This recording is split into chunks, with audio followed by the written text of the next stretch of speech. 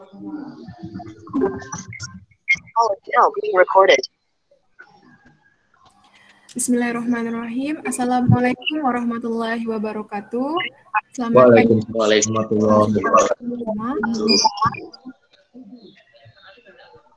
Sebelumnya saya mengucapkan terima kasih kepada Pak Afandi selaku Prodi Pendidikan Biologi FKIP Untar, dan juga kepada pemateri kita pada hari ini yaitu Pak Ilmi Zajuli Ihsan, SPD MPD.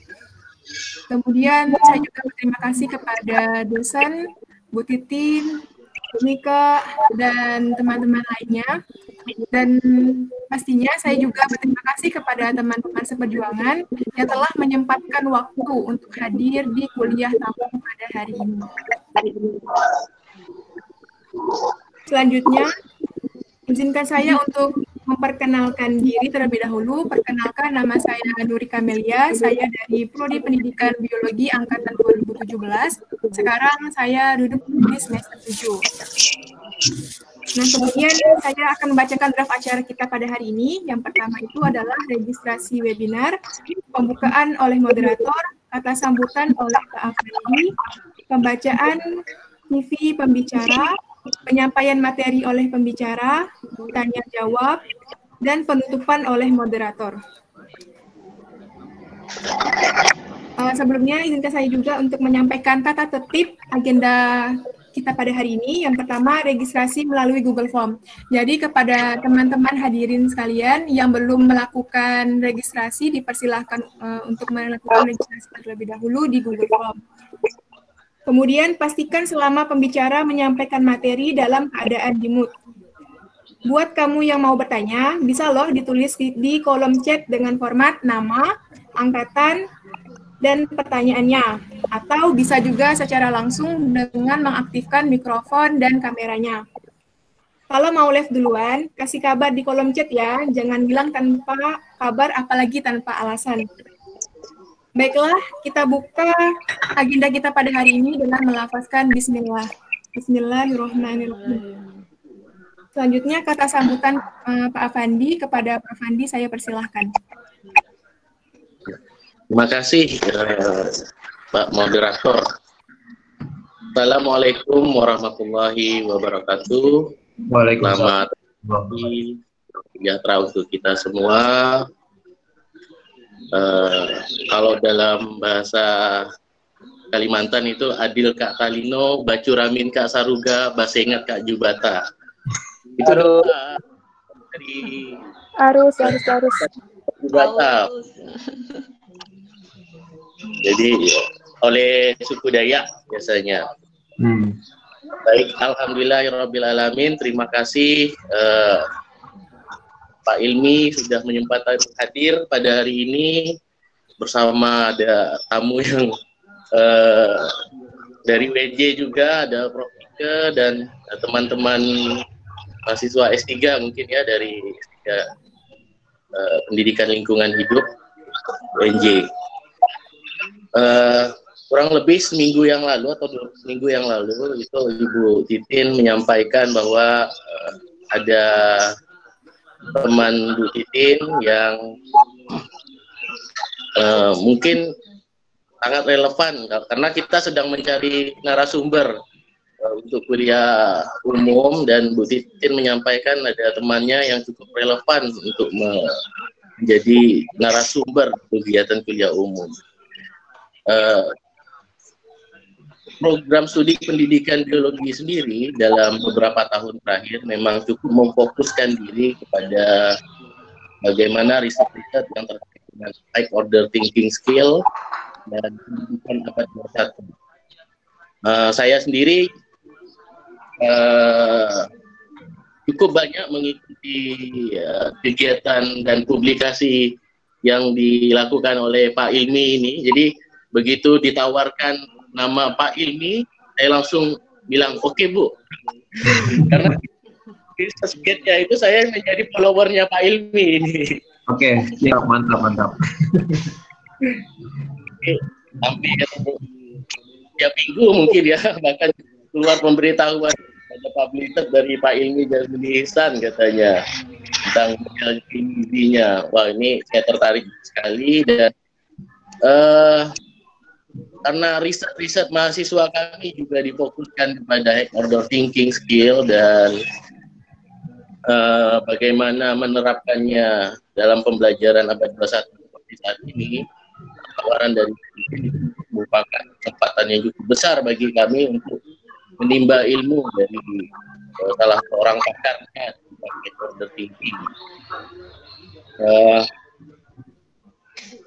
Program studi pendidikan biologi sendiri berharap bahwa agenda kegiatan pada hari ini menjadi modal bagi teman-teman baik yang masih di semester awal maupun di semester atas untuk mempersiapkan diri ke dalam riset-riset kependidikan yang berbasis high order thinking skill. Kita dengarkan pemaparan dari materi yang sangat luar biasa pada hari ini. Semoga menjadi wawasan baru bagi kita. Bahkan model-model pembelajaran yang sudah dikembangkan oleh narasumber pada hari ini, kami harap akan bisa kami gunakan secara lebih luas. Jadi anak-anak kami ya mungkin minta izin ini Pak Ilmi sekaligus ya, kalau kita berhasil mengagendakan menggunakan model ilmizinya sebagai bahan skripsi mahasiswa seperti itu ya silakan sangat boleh sangat. Karena modelnya ini sangat luar biasa sekali, apalagi instrumen penilaian yang sudah dikembangkan Pak Ilmi itu sangat relevan dengan apa yang akan kita kerjakan di program studi.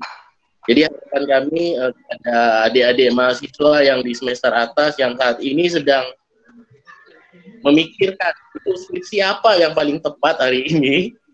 Nah, itu ada salah satu judul skripsi yang mungkin bisa diangkat. Gunain modelnya Pak Ilmi yang nanti mungkin Pak Ilmi akan sampaikan bagaimana model itu dan ya nanti di email lah Pak Ilminya teman-teman mahasiswa minta izin dulu sebagai syarat kalau kita mau gunain model orang kan kita harus minta izin dan silakan teman-teman mengikuti publikasi dari narasumber pada hari ini itu. Anda buka saja di ResearchGate, ketik namanya Pak Ilmi, maka Anda akan ketemu puluhan publikasi yang membahas tentang model yang sudah dikembangkan oleh Pak Ilmi, instrumen yang juga sudah dikembangkan oleh Pak Ilmi, dan hal-hal yang terkait dengan pendidikan lingkungan hidup yang sudah dikembangkan oleh Pak Ilmi. Nah, kami berharap ini, jadi ini bukanlah hanya sebagai kegiatan kuliah umum nantinya. Program studi sangat berharap bahwa dengan adanya narasumber pada hari ini yang sangat luar biasa, kami dari program studi juga bisa bekerja sama dengan Pak Ilmi untuk melakukan riset-riset di bidang high order thinking, pengembangan instrumen yang terkait dengan environmental literasi dan sebagainya. Kurang lebih itu yang dapat saya sampaikan. Terima kasih Ibu Titin yang sudah memfasilitasi narasumber yang luar biasa pada hari ini. Terima kasih juga kepada Prof. Mike atas waktu yang sudah dipersiapkan untuk mengikuti agenda hari ini dan teman-teman dari Pak Ilmi yang meluangkan waktu juga untuk mengikuti kuliah umum kamu pada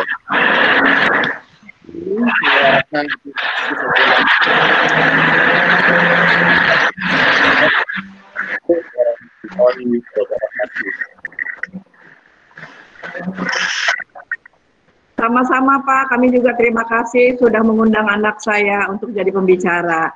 Mudah-mudahan ke depannya ada kerjasama selanjutnya. Terima kasih, terima kasih, terima kasih. Iya, Prof.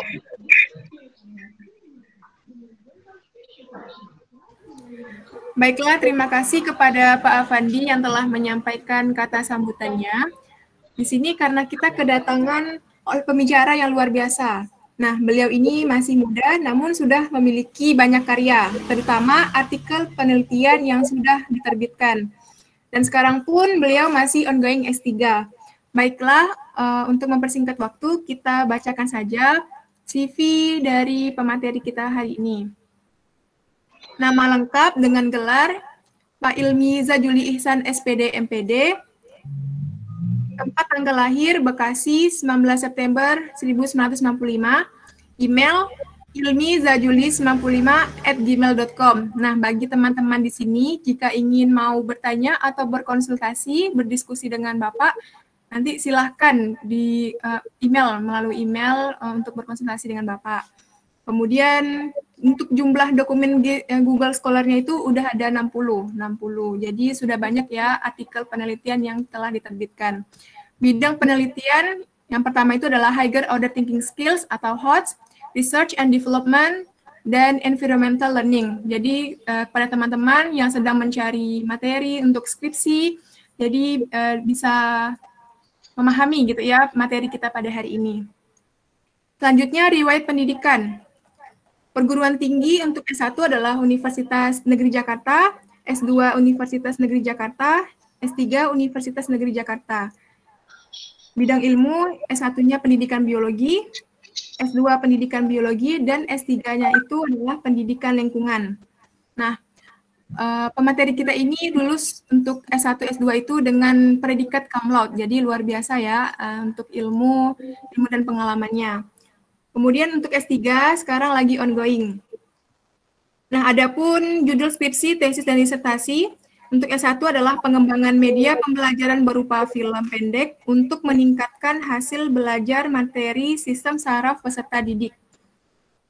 Kemudian untuk S2-nya, pengembangan Supplementary Book of Green Consumerism atau SBGC berbasis Android dalam pembelajaran biologi untuk meningkatkan higher order thinking skills dan pro-environmental behavior siswa.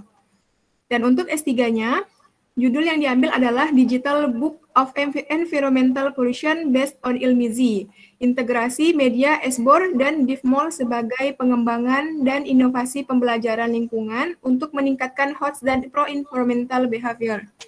Baiklah, untuk menyingkat waktu kepada pemateri, kami persilahkan untuk menyampaikan materi.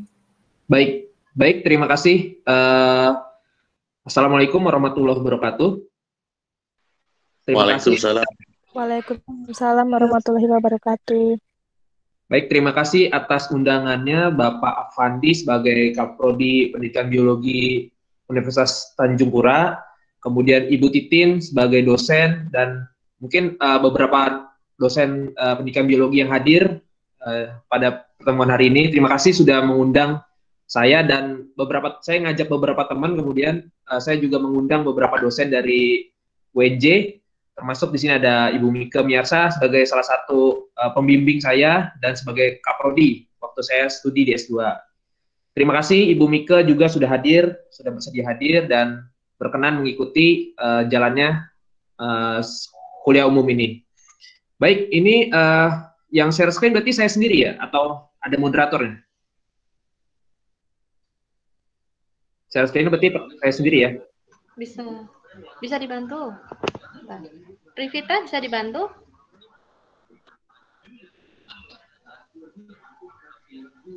Kalau nggak bisa? Ya bisa Bu.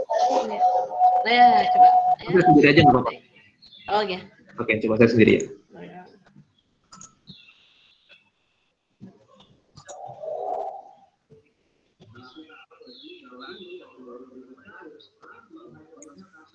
Oke, apakah sudah terlihat teman-teman dan Bapak Ibu semua? Sedang proses. Sudah terlihat kah? Sudah. Slide-nya? Sudah, Pak. Sudah. Oke, baik. Ya, terima kasih sekali lagi saya ucapkan untuk program studi pendidikan biologi Universitas Tanjung Pura sudah mengundang saya dan mengizinkan beberapa teman dan dosen yang paling tinggi itu di sini adalah evaluation, ya kan, evaluasi. Nah, evaluasi ini ternyata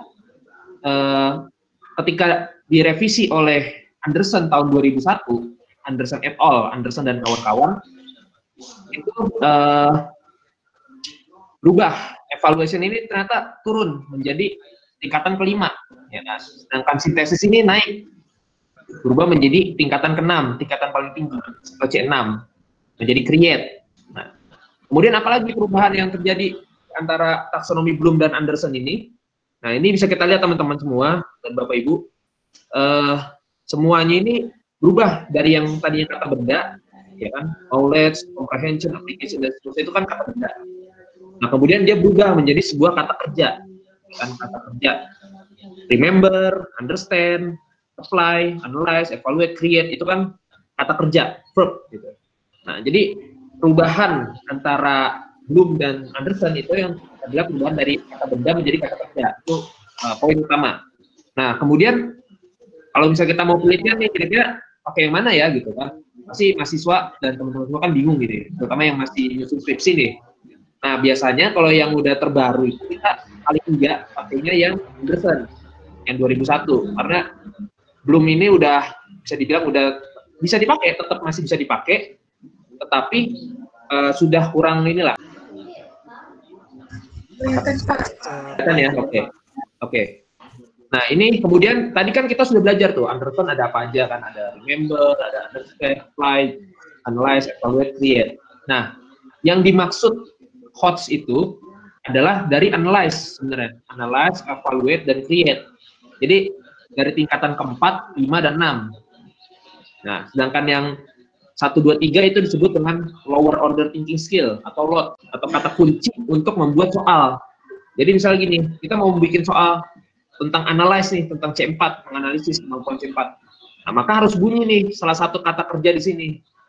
Entah menegaskan, entah menganalisis, entah menyimpulkan, itu harus salah satunya bunyi gitu di soal tersebut. Nanti akan kita bahas mengenai soalnya.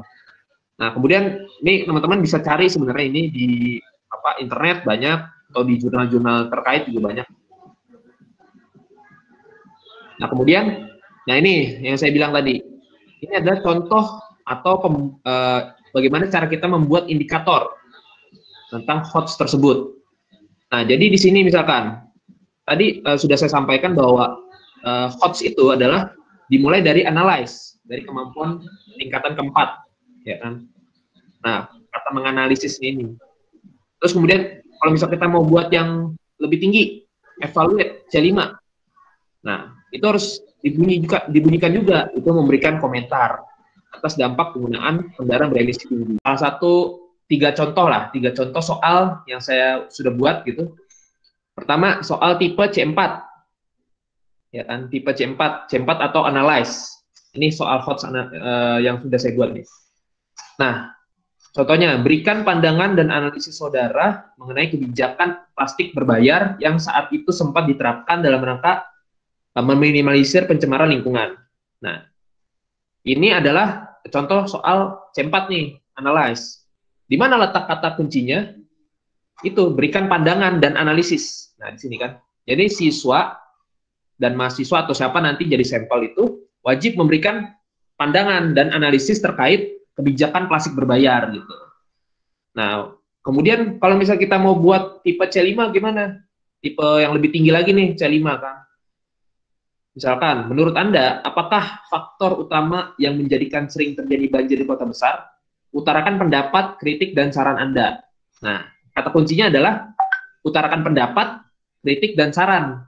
Jadi, mahasiswa atau siswa itu harus bisa memberikan pendapatnya dan kritiknya terkait dengan banjir gitu. Itu soal tipe C5 tuh, mengevaluasi. Jadi kalau C4 dia cuma bisa menganalisis, memberikan pandangan terkait data-data yang ada gitu. Nah, C5 ini udah mulai dia pendapat pribadi nih, udah mulai pendapat pribadi yang disertai dengan argumen-argumen yang ilmiah tentunya. Nah, kemudian tipe C6 itu terkait dengan mencipta ya kan, membuat. Nah, contohnya adalah contoh soalnya, buatlah sebuah ide kreatif mengenai upaya untuk menanggulangi sampah dengan cara yang unik. Buatlah sebuah gambar rancangan dari ide Anda tersebut. Nah, ini udah mulai membuat nih.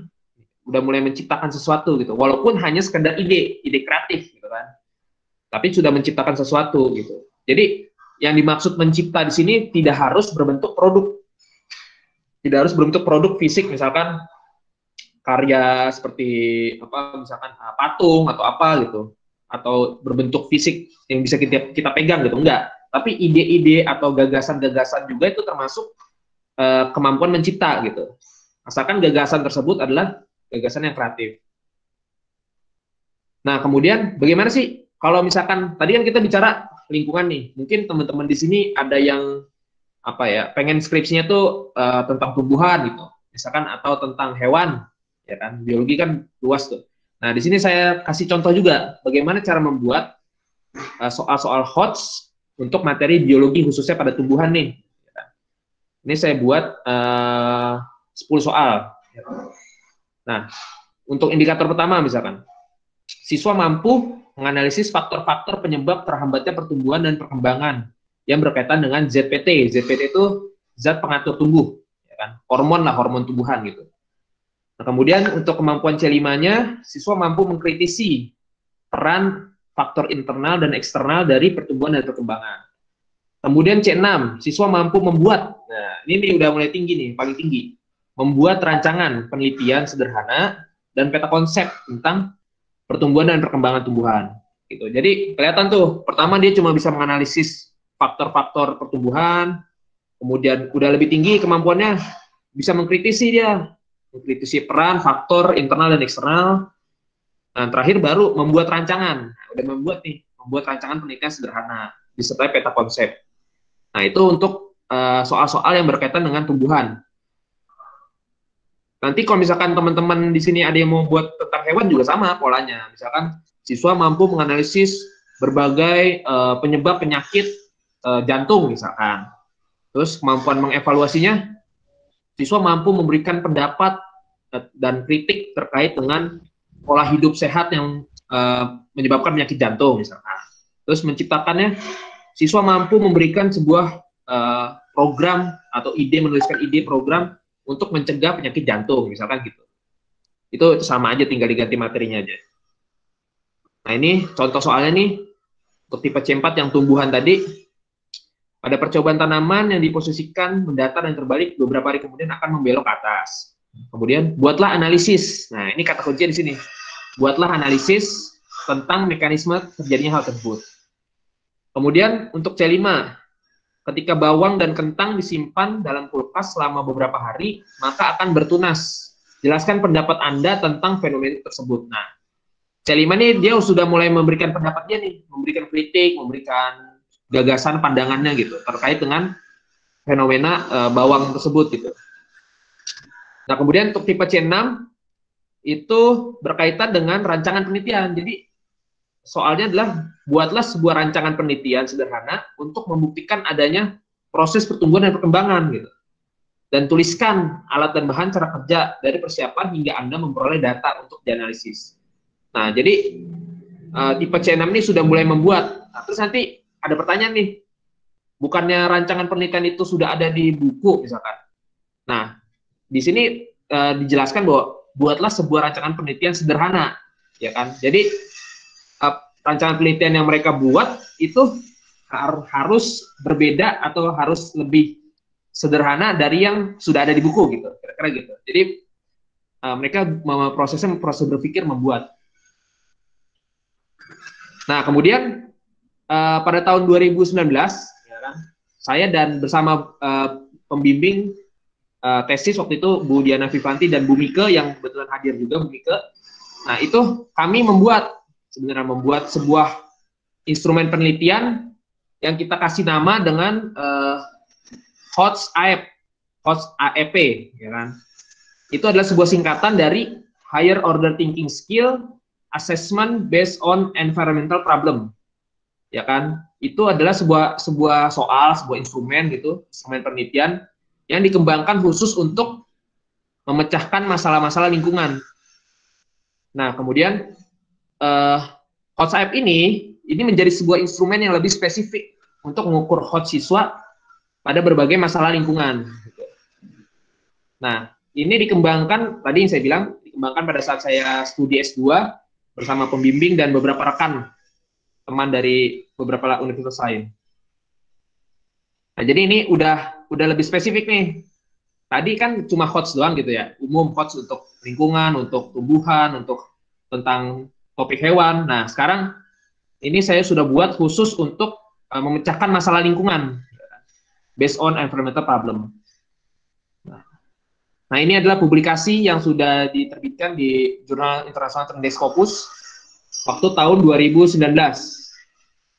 Ini yang tadi saya bilang bersama beberapa rekan juga dari universitas lain, dari UIN Makassar, kemudian dari IKIP Budi Utomo nih di Malang.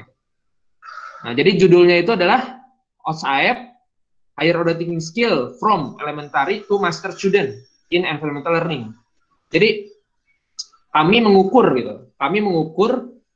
kemampuan HOTS siswa ini dari jenjang SD sampai mahasiswa S2, jenjang mahasiswa S2.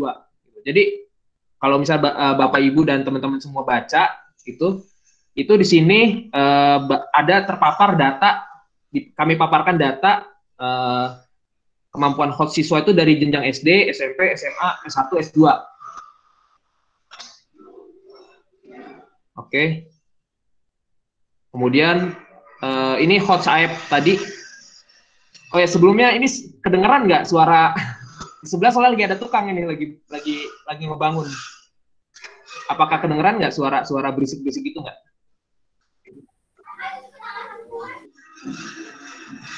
Suara Bapak kedengaran?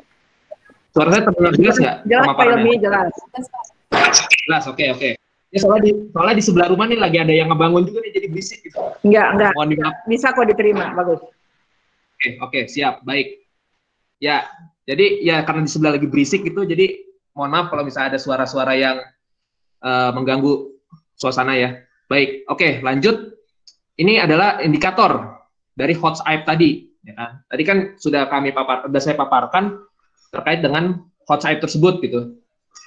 Nah, terus bagaimana cara membuat indikatornya, membuat soalnya gimana gitu. Nah, ini di sini sudah waktu itu kami buat. Pertama, kemampuan analyze. Student can be analyzing.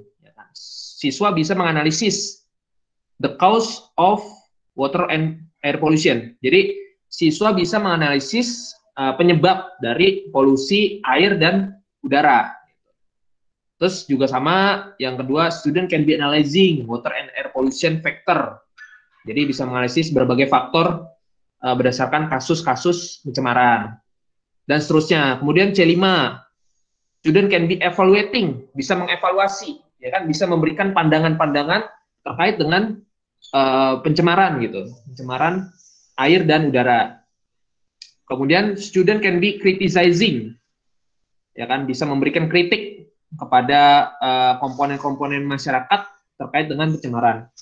Nah, create ini, student can be making a hypothesis. Siswa bisa membuat hipotesis, ya kan. Jadi membuat hipotesis itu udah termasuk kemampuan create tuh, kemampuan tingkat tinggi gitu. Jadi kalau teman-teman bikin soal, misalkan bagaimana supaya siswa ini bisa memberikan atau membuat sebuah hipotesis, itu udah termasuk create. Kemudian student can be design simple tools for purifying water. Jadi bisa merancang. Nah, siswa bisa merancang peralatan sederhana untuk menjernihkan air. Itu termasuk kemampuan create. Nah, dan satu lagi yang penting, untuk pembuatan soal ini, indikator ini, itu minimal, paling tidak, itu diwakili oleh satu butir. Ya, ini yang sering diajarkan Bu Mika nih, saya sangat ingat sekali nih waktu kuliah. Jadi, kalau kita membuat sebuah indikator, nah item atau butirnya itu minimal harus satu paling enggak yang valid. Tapi kalau misalkan kita mau lebih aman gitu, ya kalau bisa bikin soalnya agak banyak, sehingga kalaupun ada yang tidak valid, masih ada perwakilannya gitu, masih ada yang mewakili indikator tersebut. Karena kalau misalkan satu indikator itu tidak ada item atau butir yang valid, maka keseluruhan instrumen itu harus dibuat atau divalidasi ulang gitu. Karena setiap indikator paling tidak diwakili oleh satu butir instrumen, satu butir soal. Oke, baik. Nah, kemudian karena adanya pandemi ya kan, pandemi COVID ini, coronavirus disease gitu, kami juga mengembangkan nih, akhirnya nih, WhatsApp tadi yang tadinya cuma masalah polusi udara gitu, masalah pencemaran. Nah, ini kami kembangkan gitu dalam bentuk untuk mencegah COVID-19. Jadi, higher order thinking skill assessment based on environmental problem for prevent, untuk mencegah COVID-19 atau yang kami singkat WhatsApp COVID, ya kan. Nah, jadi instrumen ini khusus untuk mengukur kemampuan hot siswa, ya kan, kemampuan hot siswa dan mahasiswa sih bisa juga, untuk mencegah, ya kan, dalam rangka mencegah COVID-19. Nah, ini instrumen ini digunakan dalam rangka mengukur pengetahuan terkait dengan konteks yang sangat terkini, sangat kontekstual. Nah, ini adalah publikasi dari WhatsApp COVID-19 yang sudah kami publikasikan di JPBI, Jurnal Pendidikan Biologi Indonesia. Nah, ini juga sama bersama Bu Mika juga, dan saya juga berkolaborasi dengan salah satu penulis dari Brazil, yaitu saudara Paulo Weslem Porcal Gomes. Nah, ini kolaborasi internasional sebenarnya. Nah, ini sudah terindeks di Sinta 2. JPBI ini jurnal Sinta 2 nih. Peringkat Sinta 2. Nah, kemudian di sini ada tuh judulnya WhatsApp COVID-19 and Ilmizi Learning Model. Nah, ini model yang disinggung oleh Pak Afandi nih tadi di awal. Nanti akan saya jelaskan. Nah, jadi the 21st Century Environmental Learning in Senior High School. Jadi bagaimana pembelajaran lingkungan itu di level SMA diukur dengan WhatsApp COVID ini gitu. Nah, ini adalah indikator dan kategori dari skor HOTS tadi.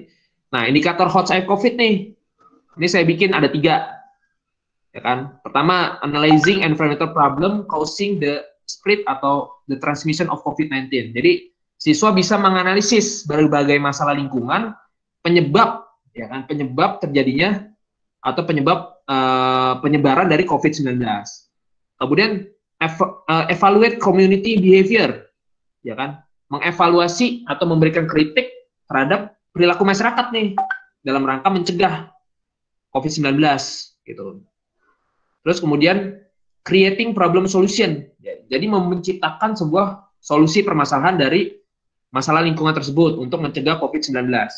Nah, ini adalah indikator yang kami kembangkan khusus ya terkait dengan COVID-19 ini gitu. Jadi tidak nggak luas gitu. Jadi benar-benar sempit khusus untuk mengukur COVID-19, kemampuan siswa dalam memecahkan masalah COVID-19. Nah, kemudian di sini ada nih kategori dari skornya tadi. Jadi kalau misalkan skornya lebih dari 81,28 itu sangat tinggi. Kemudian kalau antara 76,4 sampai 8128 itu tinggi gitu, dan seterusnya. Nah, itu sampai very low tuh, paling bawah. Nah, ini skala 0 sampai 100 ya, teman-teman dan Bapak Ibu semua. Jadi skala 0 sampai 100. Nah, kemudian bagaimana sih contoh soal-soal dari WhatsApp COVID-19 ini? Nah, ini misalkan nomor 1 nih, based on news about COVID-19, berdasarkan berita tentang COVID-19, coba analisis faktor lingkungan yang menyebabkan terjadinya epidemik atau pandemik dari COVID-19 ini. Jadi siswa harus menganalisis nih dari berbagai berita gitu. Sebenarnya apa sih faktor lingkungan? Ya kan banyak nih faktornya, ada faktor ekonomi, faktor kesehatan, faktor apa gitu. Nah, tapi kalau faktor lingkungan apa sih yang menyebabkan pandemi COVID ini semakin banyak gitu, semakin merajalela. Nah, itu siswa harus bisa menganalisis itu. Kemudian nomor 2, berdasarkan pendapat kamu, ya kan, masalah lingkungan apa atau isu lingkungan apa yang ikut berkontribusi, ya kan, dalam penyebaran COVID-19 gitu. Jadi siswa tuh harus bisa memberikan pandangan terkait apa sih faktor lingkungan atau isu lingkungan yang ikut mendukung penyebaran COVID-19 gitu. Itu harus bisa dijawab oleh siswa. Itu kemampuan evaluate nih sebenarnya. Evaluate analisis itu saya lihat tadi. Ini analisis masih analisis. Masih kemampuan analisis. Nah, nomor 3 nih udah evaluate nih, udah C5. Berikan pendapat dan kritik ya kan mengenai perilaku masyarakat dalam terkait untuk pencegahan COVID-19 tersebut gitu. Jadi bagaimana sih kritik atau pendapat siswa ini terkait dengan perilaku masyarakat yang nggak mau mencegah COVID gitu, yang nggak mau pakai masker, yang nggak mau pakai hand sanitizer gitu. Itu siswa harus mengkritik perilaku masyarakat tersebut gitu. Nah kemudian perilaku apa yang harus dilakukan untuk meminimalisir COVID? Nah, berikan kritik dan saran. Itu nomor 4 tuh. Itu juga masih kemampuan C5. Nah, terus kemudian kemampuan C6, create an idea. Buat sebuah ide terkait untuk mereduksi atau mengurangi dampak dari COVID-19. Nah, jadi nomor 5 ini udah kemampuan paling tinggi nih, membuat sebuah ide atau gagasan untuk mengurangi dampak dari persebaran COVID-19. Nah, kemudian nomor 6, buatlah sebuah paragraf pendek, ya kan? Paling tidak itu 3 kalimat gitu, terkait dengan hubungan antara pentingnya menjaga lingkungan dan persebaran COVID-19. Nah, jadi siswa harus bisa membuat sebuah gagasan lah, sebuah paragraf pendek, paragraf singkat terkait dengan hubungan antara pentingnya menjaga lingkungan dan penyebaran COVID.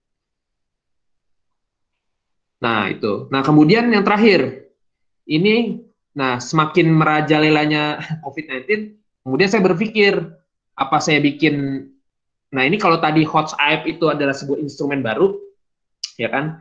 WhatsApp ini adalah, ini lebih advance lagi nih, lebih jauh lagi gitu. Ini adalah sebuah pengembangan dan revisi terhadap tingkatan berpikir taksonomi Anderson. Jadi, saya dan waktu itu saya riset ini dengan Prof. Henita. Nah, jadi saya dan Prof. Henita itu, saya punya ide sebenarnya awalnya untuk merevisi, ya kan, melakukan revisi terhadap taksonomi Anderson. Itu salah ketik tuh, harusnya Anderson, taksonomi Anderson yang sudah sangat familiar di masyarakat kan taksonomi Anderson. Nah, itu kami revisi, kami perbaiki lah, kami buat kembali gitu. Nah, kemudian hasilnya apa? Pada WhatsApp ini, tingkatan HOTS itu berubah, ya kan? Menjadi yang tadinya C6 kan create kan, mencipta. Nah, ini berubah menjadi develop innovation about environment. Kemudian C5 yang tadinya evaluate berubah menjadi solve environmental problem. Terus kemudian yang tadinya C4 analyze berubah menjadi criticize environmental problem. Nah, ini adalah publikasi yang sudah kami publikasikan. Nah, ini juga terindeks Scopus Q3 terkait dengan revisi taksonomi Anderson. Jadi apabila mungkin teman-teman dan Bapak Ibu semua di sini yang ingin meneliti khususnya terkait dengan lingkungan nih, tapi bosan nih pakai taksonomi Anderson gitu, nah boleh nih coba nih pakai taksonomi yang sudah kami buat gitu. Nah, ini judulnya WhatsApp Revise Anderson Taxonomy in Environmental Learning of COVID-19. Ini terbitnya bulan Juli tahun 2020, belum beberapa bulan lalu. Nah ini yang penting, ini adalah perubahan tingkatan level berpikir versi WhatsApp tadi, ya kan? Jadi kalau misalkan di Anderson tuh ada remember, understand, apply, dan tadi sudah kita pelajari analyze, evaluate, create. Nah di sini ada perpindahan nih, ada perubahan.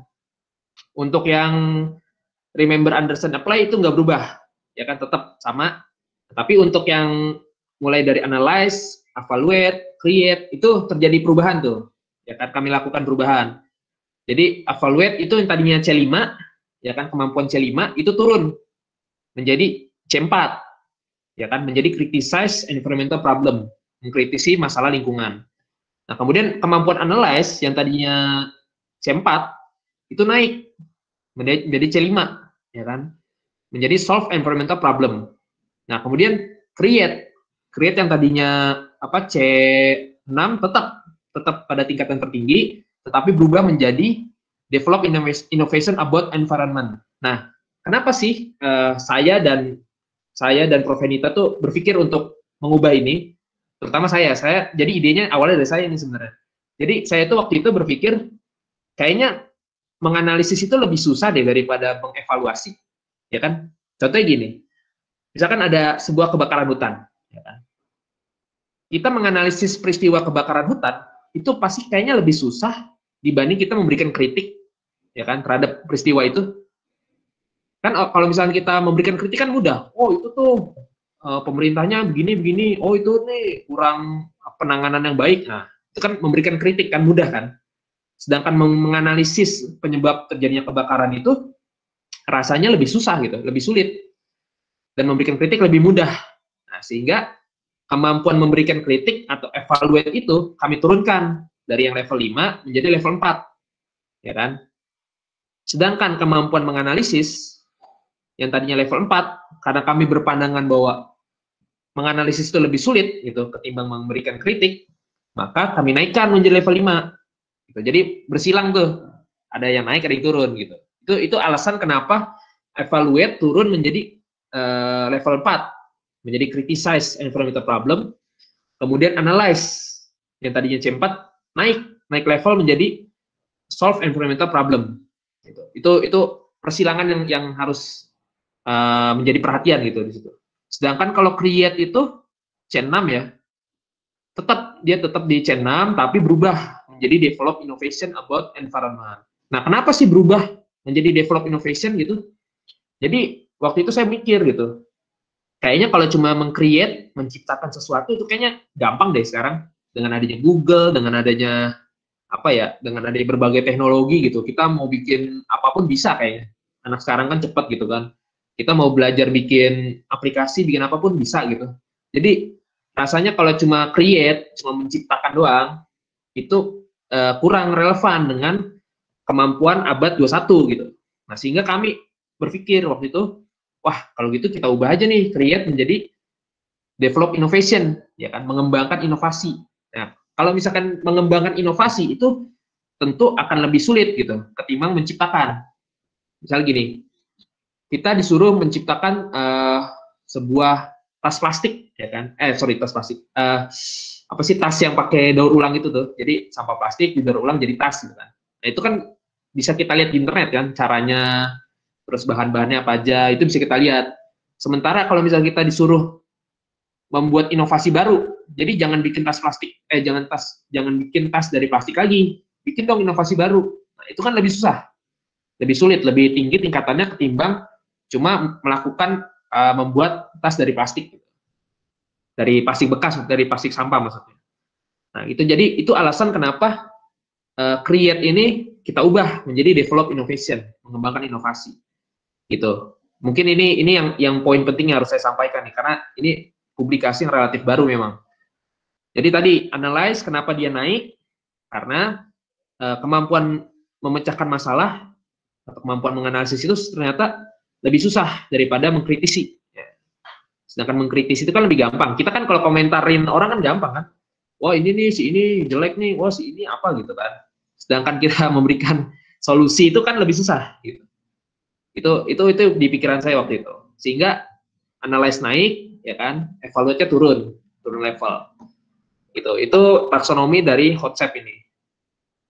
Dan ini udah bisa dipakai nih untuk bikin penelitian gitu, misalkan untuk skripsi bisa karena sudah dipublikasikan di Jurnal Internasional Trinis Scopus. Nah, ini indikatornya nih. Ini adalah indikator dari HotSep, ya kan. Jadi, nah kita aspeknya ini thinking levelnya ini udah berubah nih, bukan pakai analyze, evaluate, create lagi, udah bukan, tapi udah pakai tadi thinking level yang baru yang sudah kami kembangkan. Jadi untuk C4 pakainya criticize environmental problem, untuk C5 pakainya solve environmental problem, untuk C6 pakainya develop innovation about environment. Nah, kemudian bagaimana untuk membuat indikator? Ya sebenarnya kalau secara umum ya, kalau kita lihat sekilas sih nggak jauh beda sih sebenarnya dengan HOTS yang versi Anderson kalau dari segi indikator. Cuma karena ini khusus untuk masalah lingkungan, maka indikator-indikatornya harus terkait dengan lingkungan yang pasti. Kemudian juga kata kerja operasionalnya lebih sempit lagi. Jadi kalau tadi di Anderson itu masih bisa tuh kita memakai menyimpulkan, kemudian menjelaskan apa dan sebagainya. Nah, di HotSep ini indikator yang kita gunakan itu menjadi lebih sempit kata kerja operasionalnya gitu. Misalnya di sini, criticizing the behavior of people who still littering and not protecting the environment. Jadi siswa itu harus bisa memberikan kritik Nah, jadi kata kerja operasionalnya di sini adalah memberikan kritik terhadap perilaku masyarakat dalam hal membuang sampah. Terus untuk C5 misalkan, solving the problem of low level waste management. Nah, jadi udah solving problem di sini. Bukan lagi menganalisis, tapi udah solving problem juga. Terus memberikan solusi untuk masalah pencemaran untuk mencegah COVID-19. Nah, kemudian untuk C6, develop innovation, ya kan? Indikatornya adalah developing an innovative project to solve problem of flood caused by the accumulation of garbage. Jadi mengembangkan inovasi, ya. Project inovasi atau program inovatif untuk memecahkan masalah banjir. Atau develop a simple program innovation with an online system to encourage community to protect environment from COVID-19. Jadi kemampuan C6 di sini sudah lebih tinggi daripada yang versi Anderson. Jadi kalau versi Anderson masih cuma membuat gitu, membuat kan bisa kita contek di Google kan sebenarnya kalau cuma membuat. Nah, tapi kalau di sini di versi taksonomi yang terbaru ini bukan cuma membuat, tapi harus inovatif, gitu. Harus berbeda dari yang sebelumnya. Itu baru dikatakan kemampuan C6 di sini. Jadi kalau misalkan dia bikin project nih, misalkan bikin project tapi projectnya udah umum gitu, udah biasa lah, itu dapat skor kecil nanti poinnya. Nah, ini contohnya nih, ini contoh item atau soal dari konsep tadi. Misalkan nomor 1, criticizing behavior of community who dispose of waste do not according to their type. Jadi mengkritisi perilaku masyarakat terkait dengan masalah buang sampah. Ini masih sama 1, 2, 3, 4 kayaknya nggak perlu dijelasin. Kemudian nomor 5 memberikan problem solution, ya memberikan solusi terkait dengan sampah juga. Ini juga rasanya nggak perlu dijelasin. Nah, mungkin yang perlu dijelasin itu yang poin 9 sampai 12. Nah, di sini developing drainage innovation in urban area. Jadi mengembangkan inovasi terkait dengan drainase. Jadi siswa atau mahasiswa di sini tuh harus bisa mengembangkan ide baru nih terkait dengan saluran air, drainase, ya kan? Bagaimana supaya nggak banjir gitu. Nah, inovasi itu bisa dituangkan dalam bentuk gambar misalkan, atau dalam bentuk misalkan dia ya tulisan berbentuk paragraf misalkan. Tapi harus inovatif, harus berbeda dengan drainase yang sudah ada, harus berbeda dengan pola-pola saluran air yang sudah ada. Gitu. Nah, kemudian mengembangkan nomor 10 mengembangkan inovatif ide inovatif tentang masyarakat dalam rangka melakukan daur ulang, ya kan? Ini juga harus inovatif nih, nggak boleh tuh idenya udah kita tulis aja, misalkan terkait dengan ide daur ulang misalnya 3R gitu, nggak boleh. Ini nomor 10 kalau dia jawab 3R nih dapat poinnya kecil ini. Nah, dia harus memberikan jawaban-jawaban yang ketika kita baca, wah ini keren nih. Nah, itu baru poinnya tinggi gitu. Nah, kemudian nomor 11, develop an innovative program. Mengembangkan program inovatif untuk mencegah melalui sosial media untuk mencegah menjaga lingkungan dari COVID-19. Nah, jadi kalau misalkan programnya cuma udah posting di Instagram gitu, itu kecil nilainya. Tapi dia harus bikin program yang lebih detail, lebih rinci, lebih unik, lebih inovatif. Bagaimana caranya media sosial ini bisa dipakai untuk menjaga lingkungan dari atau mencegah lingkungannya agar tidak terpapar COVID. Nomor 12 juga develop an environment dan seterusnya, itu juga sama lah. Intinya nomor 9-12 ini siswa atau mahasiswa tuh harus menuangkan ide, kan harus menuangkan ide, gagasan, inovasi mereka dalam hal mencegah COVID gitu, atau dalam rangka menjaga lingkungan lah gitu. Itu nomor 9-12. Nah, kemudian berapa sih poin untuk setiap nomor ini? Nah, kalau saya ini dari dulu ya, kalau untuk membuat soal HOTS itu biasanya poinnya 1-10. Jadi nomor 1 ini poin maksimalnya 10, nomor 2 poin maksimal 10, nomor 3 sama 10 semua. Sehingga kalau misalnya dibetul semua, totalnya itu 120 poin maksimalnya. Gitu. Itu kalau saya, tapi boleh juga sih misalkan nomor 1 kayaknya poin maksimal 5, nomor 2 5, sampai 12 5. Itu boleh juga. Tapi yang penting untuk teman-teman terutama yang masih nyusun skripsi itu, kalau dalam membuat soal itu skala nilainya atau skala poinnya tadi, poin maksimal itu harus sama. Nggak boleh misalkan nomor 1, poin maksimalnya 5, nomor 2 poin maksimalnya 10 gitu, nggak boleh. Jadi poin maksimal yang bisa diperoleh siswa untuk setiap nomor, ya kan dalam satu instrumen, dalam satu, ya ini kan disebutnya satu instrumen ya, itu harus sama dari nomor awal sampai nomor akhir, nggak boleh beda. Karena ketika dia beda, berarti itu menjadi 2 instrumen yang berbeda dan teknik validasi nanti beda lagi. Itu mungkin akan dibahas oleh dosen bersangkutan, mungkin dosen metodologi di mata kuliah yang atau dosen pembimbing nantilah, berkonsultasi dengan dosen pembimbing. Tapi yang pasti harus sama gitu. Nah, kemudian ini yang tadi disinggung oleh Pak Kaprodi, Pak Afandi, terkait dengan model Ilmizi, ya kan? Jadi Ilmizi ini sebenarnya saya iseng-iseng aja nih awalnya nih. Jadi saya kepikiran nih, wah bosen gitu kan pakai model PBL, problem based kan bosen, kayak inquiry bosen gitu kan, pakai discovery learning bosen gitu. Jadi saya tuh kalau udah bosen saya males gitu pakai yang lama-lama gitu kan. Nah jadi saya bikin nih, apa kita bikin aja nih? Saya bikin aja nih model, tapi bagaimana caranya tuh model ada unsur nama saya juga di situ gitu. Jadi gampang ingat ya kan. Nah, jadi udah akhirnya saya namain Ilmizi. Nah, kenapa dinamain Ilmizi? Nah, Ilmizi itu sebenarnya singkatan dari sintaks atau langkah-langkah yang ada di model ini. Nah, jadi kan kita lihat nih sintaks atau langkah-langkah pembelajarannya kan. Pertama, identify problem. Ya, mengidentifikasi masalah. Itu dari I. Ya, I-nya saya ambil tuh, identify kan I depannya kan. Nah, jadi I. Kemudian limitation problem, L depannya kan. Saya ambil juga untuk singkatan. Kemudian make mind map, membuat mind map. Ya kan, M-nya saya ambil. Kemudian interpret result, menginterpretasikan hasil. I-nya saya ambil gitu kan. Terus kemudian analyze result. Nah, ini analyze ini Z yang saya ambil. Jadi Ilmizi kan, Z yang saya ambil nih kalau analyze sebagai singkatan. Kemudian interaction and evaluate, interaksi dan mengevaluasi, itu I-nya yang saya ambil. Nah, jadi kalau disingkat kira-kira Ilmizi lah gitu.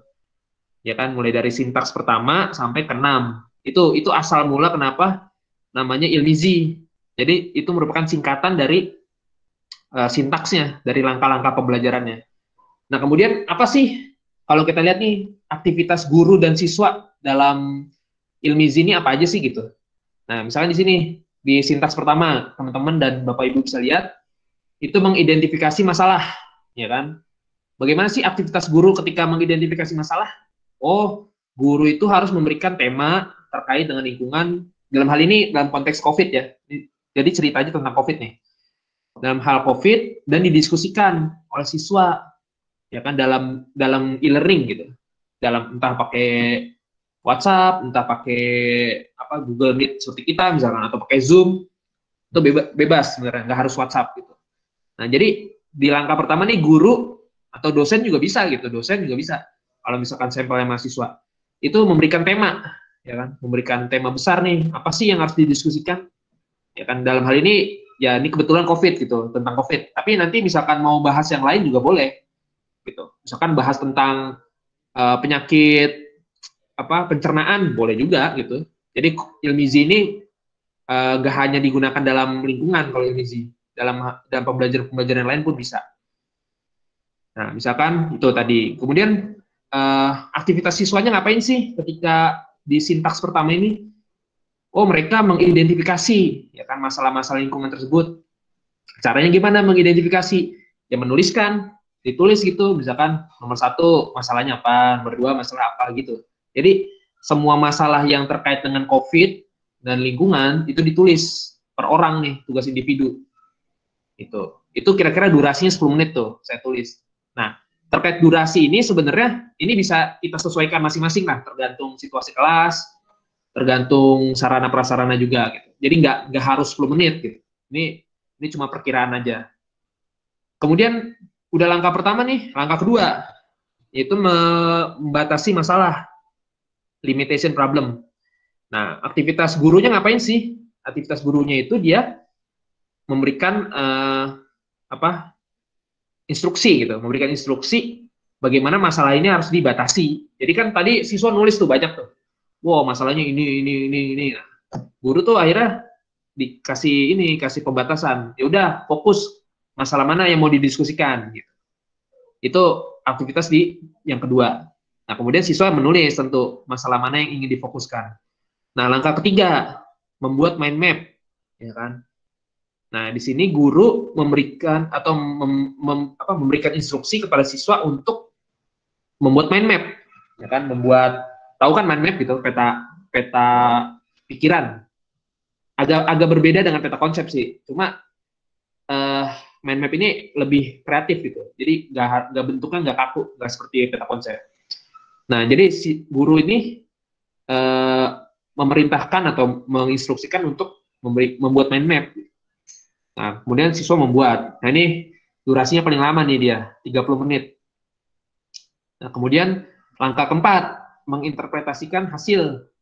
Jadi, hasil dari mind map itu, hasil dari diskusi mereka, itu diinterpretasikan, dituliskan nih, disimpulkan lah gitu kira-kira. Tentang apa sih nih mind map-nya gitu. Kenapa sih garisnya begini? Kenapa nih tanda panahnya ke sini gitu? Itu harus dituliskan oleh mereka. Kemudian di langkah kelima, menganalisis hasilnya. Nah, di sini guru atau dosen juga bisa, itu dia memberikan pertanyaan, ya kan? Dan instruksi untuk siswa agar dia menganalisis kekurangan-kekurangan dari mind map itu. Nah, kalau ini bisa antar kelompok nih. Jadi misalkan kelompok satu menganalisis hasil dari mind map kelompok 2. Begitu juga sebaliknya gitu. Kalau ini lebih fleksibel nih, bisa antar kelompok, bisa antar siswa, atau bisa juga guru yang langsung memeriksa gitu. Yang pasti harus dianalisis. Nah, kemudian langkah terakhir, interaction and evaluate. Jadi siswa itu harus bisa menginteraksikan. Nah, gampangnya sih siswa harus presentasi gitulah kira-kira. Harus presentasi dan bisa memberikan komentar terhadap orang yang temennya yang presentasi. Jadi misalkan saya kan udah bikin nih mind map, udah analisis segala macam. Nah, kemudian di langkah terakhir saya sebagai siswa itu melakukan presentasi, ya kan, di depan kelas. Atau kalau dalam hal e-learning ini mungkin bisa diupload gitu mind map-nya. Nah, kemudian dijelaskan tuh kepada teman-teman, oh mind map saya begini karena begini gitu. Nah, kemudian nanti teman saya yang lain harus mengomentari mind map buatan saya gitu. Jadi seperti itu. Jadi interaction dan evaluate ini adalah siswa mempresentasikan karyanya, kemudian dia memberikan tanggapan lah, memberikan saran dan masukan terhadap karya temannya gitu, yang presentasi. Nah, ini terkait dengan durasi setiap sintaksnya ini sekali lagi sangat fleksibel ya. Jadi jangan tergantung ke sini. Oh, kalau langkah pertama harus 10 menit, terus langkah ketiga harus 30 menit, enggak. Jadi durasi ini sangat fleksibel, bisa diubah-ubah sesuai dengan kondisi lapangan, sesuai dengan kebutuhan pengajar, peneliti, itu bisa diubah nih terkait dengan durasi untuk sintaksnya ini. Nah, kemudian misalkan tadi ada yang mau bertanya, boleh nggak model ini dipakai? Ya, sangat boleh. Saya mempersilahkan teman-teman atau Bapak Ibu yang yang ingin meneliti gitu terkait dengan model ini, silahkan digunakan. Yang penting adalah sintaksnya ini tidak berubah, ya kan? Sintaksnya tidak berubah. Yang boleh diubah itu adalah teacher activity dan student activity, gitu. Jadi asalkan sintaksnya nggak diubah sih nggak masalah. Karena kan model itu kan dia udah paten lah gitu, udah kaku. Jadi sintaks itu benar-benar urutan gitu. Tapi kalau teacher activity, student activity-nya ini boleh diubah, ya kan? Misalkan tadi, oh saya maunya materinya ini terkait dengan misalkan macam-macam vitamin C misalkan, macam-macam jenis-jenis vitamin misalkan. Atau saya maunya tentang misalkan sel tumbuhan, boleh. Jadi teacher activity dan student activity-nya nanti disesuaikan dengan materi yang kita ajar gitu. atau yang kita gunakan. Nah, kemudian, dan ini juga boleh, misalkan nggak cuma 1 pertemuan, boleh 2 pertemuan, boleh 3, boleh bahkan mungkin 1 semester pakai ini semua boleh juga gitu. Jadi tergantung kepada kebutuhan masing-masing pengajar atau peneliti. Nah, kemudian apa sih keunggulan dari Ilmizi ini gitu kan? Kan orang juga mikir, ngapain pakai Ilmizi? Pakai aja model yang udah ada. Pakai PBL atau pakai Discovery Learning atau pakai apa gitu. Nah, di sini saya menulis nih, ini sebenarnya potongan atau cuplikan dari artikel yang tadi sudah publish di Jurnal Pendidikan Biologi Indonesia. Nah, ini potongannya saya ambil yang sudah saya publikasikan. Itu pertama adalah terkait dengan kemampuan abad 21 yang kita kenal dengan 4C kan. Communication, collaboration, critical thinking, dan creative thinking. Itu 4C tuh. Itu mungkin teman-teman S1 tuh lagi familiar banget sekarang kan terkait dengan 4C ini. Nah, itu kemampuan ini ya kan, itu bisa dihasilkan atau bisa dilatih dengan model ini, dengan model Ilmizi. Nah, di sini saya gambarkan kan. Langkah pertama, identify problem. Itu ternyata bisa membentuk kemampuan atau bisa melatih kemampuan siswa untuk berkomunikasi, ya kan, untuk berkolaborasi. Nah, karena untuk mengidentify problem ini kan mereka harus diskusi dulu kan, agar masalah-masalah yang dipecahkan itu tidak sama, yang pasti nggak boleh sama kan, antar orang, antar kelompok nggak boleh sama. Dan juga mereka bisa berkolaborasi, jadi bisa ngobrol lah, bisa diskusi gitu. Jadi kemampuan itu bisa dilatih. Nah, kemudian untuk sintaks kedua, limitation problem, itu bisa melatih kemampuan berpikir kritis. Jadi kan mereka harus cermat nih. Oh, dari sekian banyak masalah yang ada yang udah ditulis tadi kan, masalah apa nih yang mau kita pecahkan? Nah, itu kan mereka harus kritis kan. Nah, kemudian make mind map sama interpret itu terkait dengan creative thinking. Jadi bagaimana siswa itu bisa berpikir kreatif. Nah, kemudian analyze itu menghasilkan critical thinking juga sama, dan interaction evaluate juga sama. Interaction and evaluate itu menghasilkan communication dan collaboration. Nah, jadi ini kalau kita dari gambar ini, bagan ini gitu, itu model Ilmizi ini bisa dikatakan berpotensi mampu untuk meningkatkan berbagai kemampuan di abad 21 gitu. Karena lengkap kan dari langkah pertama sampai langkah terakhir, kemampuan 4C-nya ini ada semua nih, ya kan, yang akan kemungkinan dilatih gitu. Nah, mungkin sekian presentasi dari saya terkait dengan HOTS, terkait dengan berbagai penelitian terkait HOTS, ya, kemudian terkait dengan model Ilmizi tadi. Ya, mungkin sekian dari saya. Saya kembalikan kepada moderator untuk apabila ada pertanyaan. Terima kasih. Baiklah, terima kasih kepada Pak Ilmi yang telah menyampaikan materi yang sangat luar biasa ya. Nah, sekarang saya buka sesi tanya jawab kepada peserta di sini. Apakah ada yang ingin bertanya? Jika ada yang ingin bertanya, silakan dituliskan di kolom chat ataupun bisa juga secara langsung. Ya, mungkin dari Francisca Septiani nih. Francisca Septiani angkatan 2019. Nah, ingin bertanya, silakan kepada Francisca, dimohonkan untuk menghidupkan kamera dan mikrofonnya.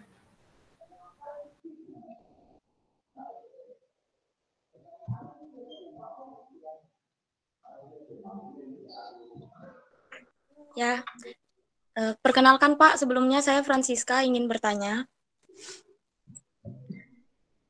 Dari sumber yang baca, di situ dijelaskan Pak, kebiasaan belajar pelajar Indonesia itu masih mengarah kepada pola menghafal ketimbang mengembangkan pola berpikir kritis, sehingga mungkin nantinya siswa itu masih merasa asing dan bingung dalam pengerjaan soal HOTS sendiri.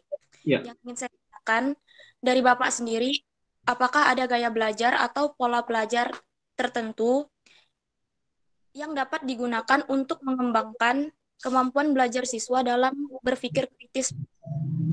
Oke. Ya, baik. Langsung dijawab apa gimana? Langsung jawab aja kali ya? Bisa langsung jawab, Pak. Oke, ya, baik. Terima kasih Francisca ya. pertanyaannya sangat bagus, sangat inovatif. Jadi bagaimana sih atau upaya apa yang bisa kita lakukan untuk melatih kemampuan berpikir kritis tadi ya, berpikir kritis pada siswa atau mahasiswa? Ya bisa dengan berbagai cara, misalkan dengan menggunakan model-model pembelajaran tertentu yang dia tujuannya untuk melatih kemampuan berpikir kritis, atau menggunakan bahan ajar atau media tertentu gitu yang isinya itu agar siswa itu bisa menuangkan kemampuannya tersebut gitu. Jadi Francisca bisa cari dulu nih, pasti misalkan mau buat skripsi tentang berpikir kritis, kira-kira model apa ya yang cocok atau bahan ajar apa yang cocok ya gitu.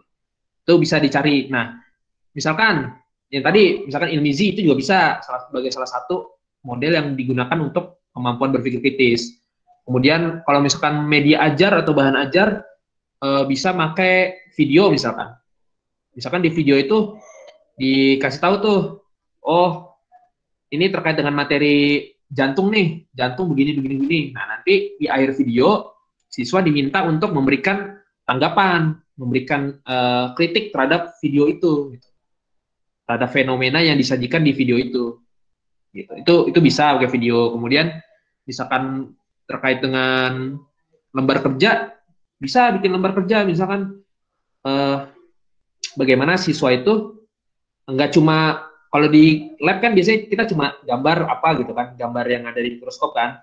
Nah bisa juga siswa itu enggak cuma gambar, tapi bisa memberikan kritik ya kan terhadap berbagai gambar temannya. Jadi teman sebelahnya misal gambarnya, wah ini gambarnya kurang bagus nih, ininya bagian selnya bagian jaringannya nggak kelihatan. Misalkan. Nah itu kan akan melatih kemampuan mereka untuk kritis, ya kan. Jadi intinya gini, kalau kita mau meningkatkan kemampuan berpikir kritis, mau meningkatkan kemampuan HOTS itu carilah model atau strategi atau bahan ajar atau media yang dia di dalamnya itu ada kegiatan untuk menyuruh siswa mengkritisi gitu, mengkritisi suatu karya temannya atau mengkritisi suatu konsep gitu. Itu cari yang ada unsur mengkritisinya. Nah, itu baru akan meningkatkan kemampuan berpikir kritis atau kemampuan HOTS juga bisa. Mungkin itu jawaban dari saya. Apakah mungkin ada tanggapan dari Francisca? Mungkin tidak, Pak. Terima kasih, Pak, sudah menjawab pertanyaan saya. Baik. Ya, jadi itu intinya ya. Jadi kalau mau cari ya yang terkait dengan berpikir kritis, ya sudah cari yang ada unsur supaya siswa tuh bisa komentar gitu terkait dengan konsep yang ada. Ya baik, silakan saya kembali ke moderator. Baiklah, terima kasih Pak atas penjelasannya. Mungkin untuk Bapak dan Ibu lain ada yang ingin menambahkan lagi atau gimana?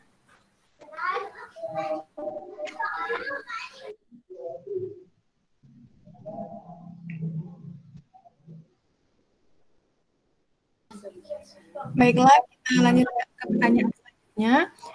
Ini pertanyaan dari Bunga Nurmalasari, kelas 3A1 Angkatan 2019. Nah, kepada Saudari Bunga, dipersilahkan. Terima kasih kepada Kak Nudi sebagai moderator. Sebenarnya ini bukan pertanyaan ya Pak, itu melebihi ke saya meminta jawaban atas permasalahan yang timbul di otak saya. Beberapa waktu lalu saya itu mengomunikasikan atau menyalurkan pemikiran saya, mengkritik perilaku masyarakat yang kurang protektif dalam mencegah COVID-19. Kemudian dalam saya mengomunikasikan tersebut, timbul tanggapan yang menyatakan jangan memojokkan masyarakat. Jadi pertanyaan saya, kenapa pernyataan jangan memojokkan masyarakat bisa muncul ke dalam persepsi mereka? Terima kasih. Oke, baik.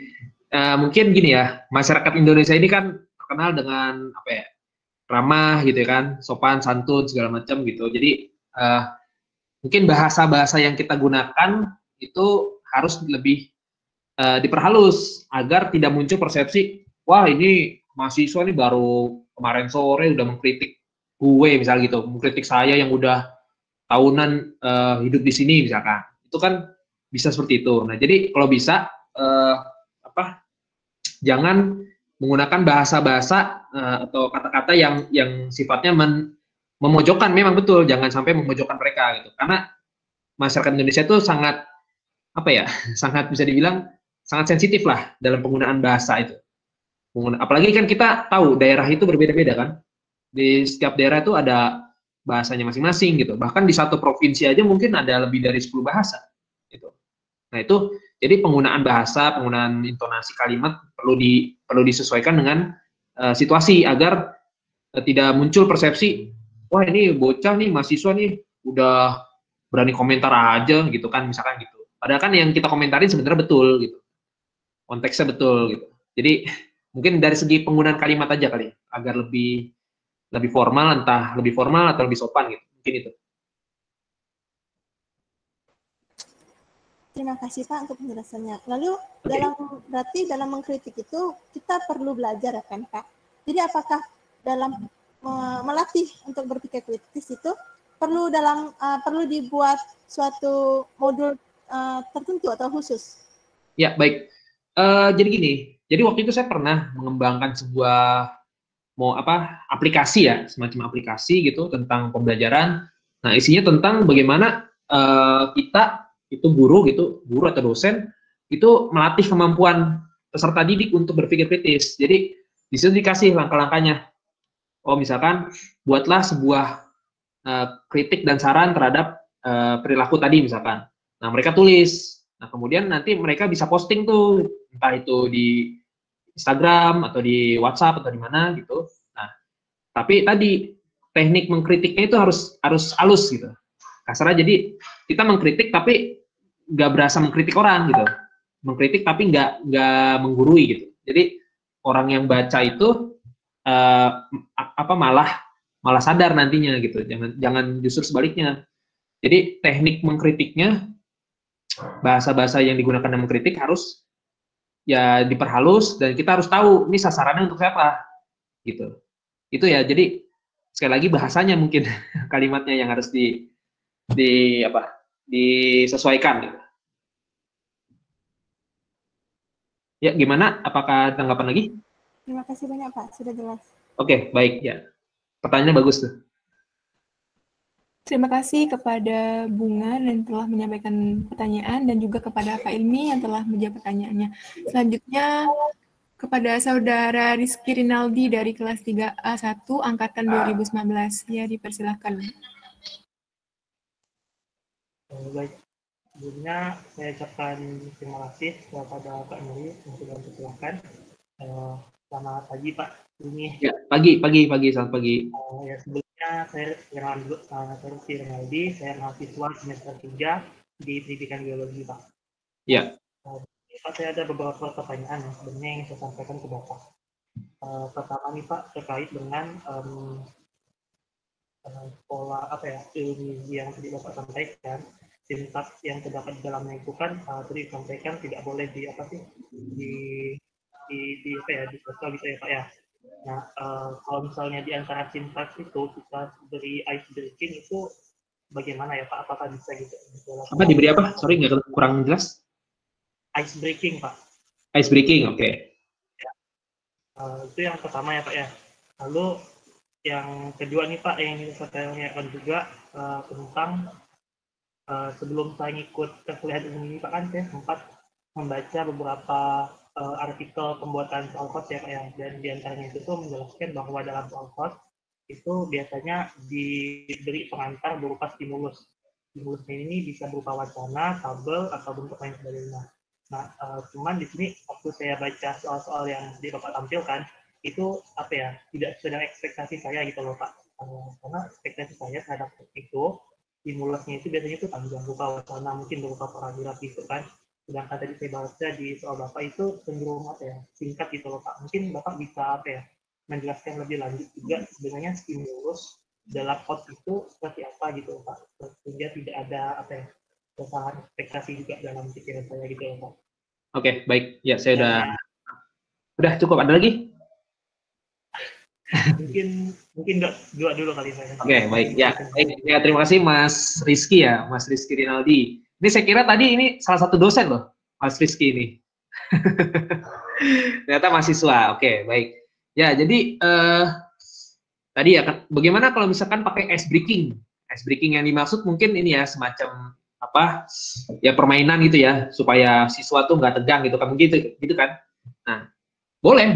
Jadi yang penting sintaks atau urutan langkahnya itu tidak boleh diubah. Misalkan yang tadinya urutan ke-6 diubah jadi urutan pertama, itu nggak boleh.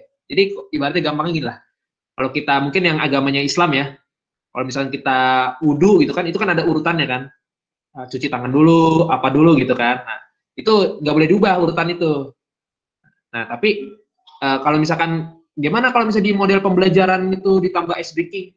Kalau itu boleh. Karena ice breaking itu kan bukan sebenarnya bukan pembelajaran, itu istirahat kan sebenarnya. Kayak istirahat dulu kan, istirahat dulu nih. Tapi istirahatnya supaya lebih bermakna, ya udah kita adain kegiatan gitu, ice breaking gitu kan. Itu kan itu nggak mengubah sintaks sih sebenarnya. Jadi boleh, kalau menurut saya boleh.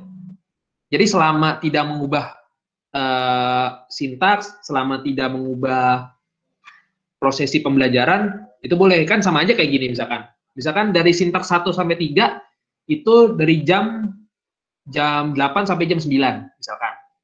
Kemudian tiba-tiba jam 9 waktunya istirahat nih, bel berbunyi misalkan. Siswa kan mau nggak mau harus istirahat dulu. Nah, berarti setelah istirahat itu selesai, siswa masuk ke kelas, baru langkah sintaks ke-4 sampai 6 dilaksanakan kan. Nah, jadi ya anggap aja ice breaking itu sebenarnya istirahat gitu. Istirahat sejenak lah, cuma istirahat yang ada kegiatannya. Gitu. Jadi selama sintaksnya tidak diubah, urutannya tidak diubah, itu boleh. Gitu. Boleh. Yang nggak boleh itu kalau misalkan yang tadi saya bilang langkah ke-6 tiba-tiba jadi langkah pertama. Terus langkah kedua jadi ke berapa gitu. Itu nggak boleh.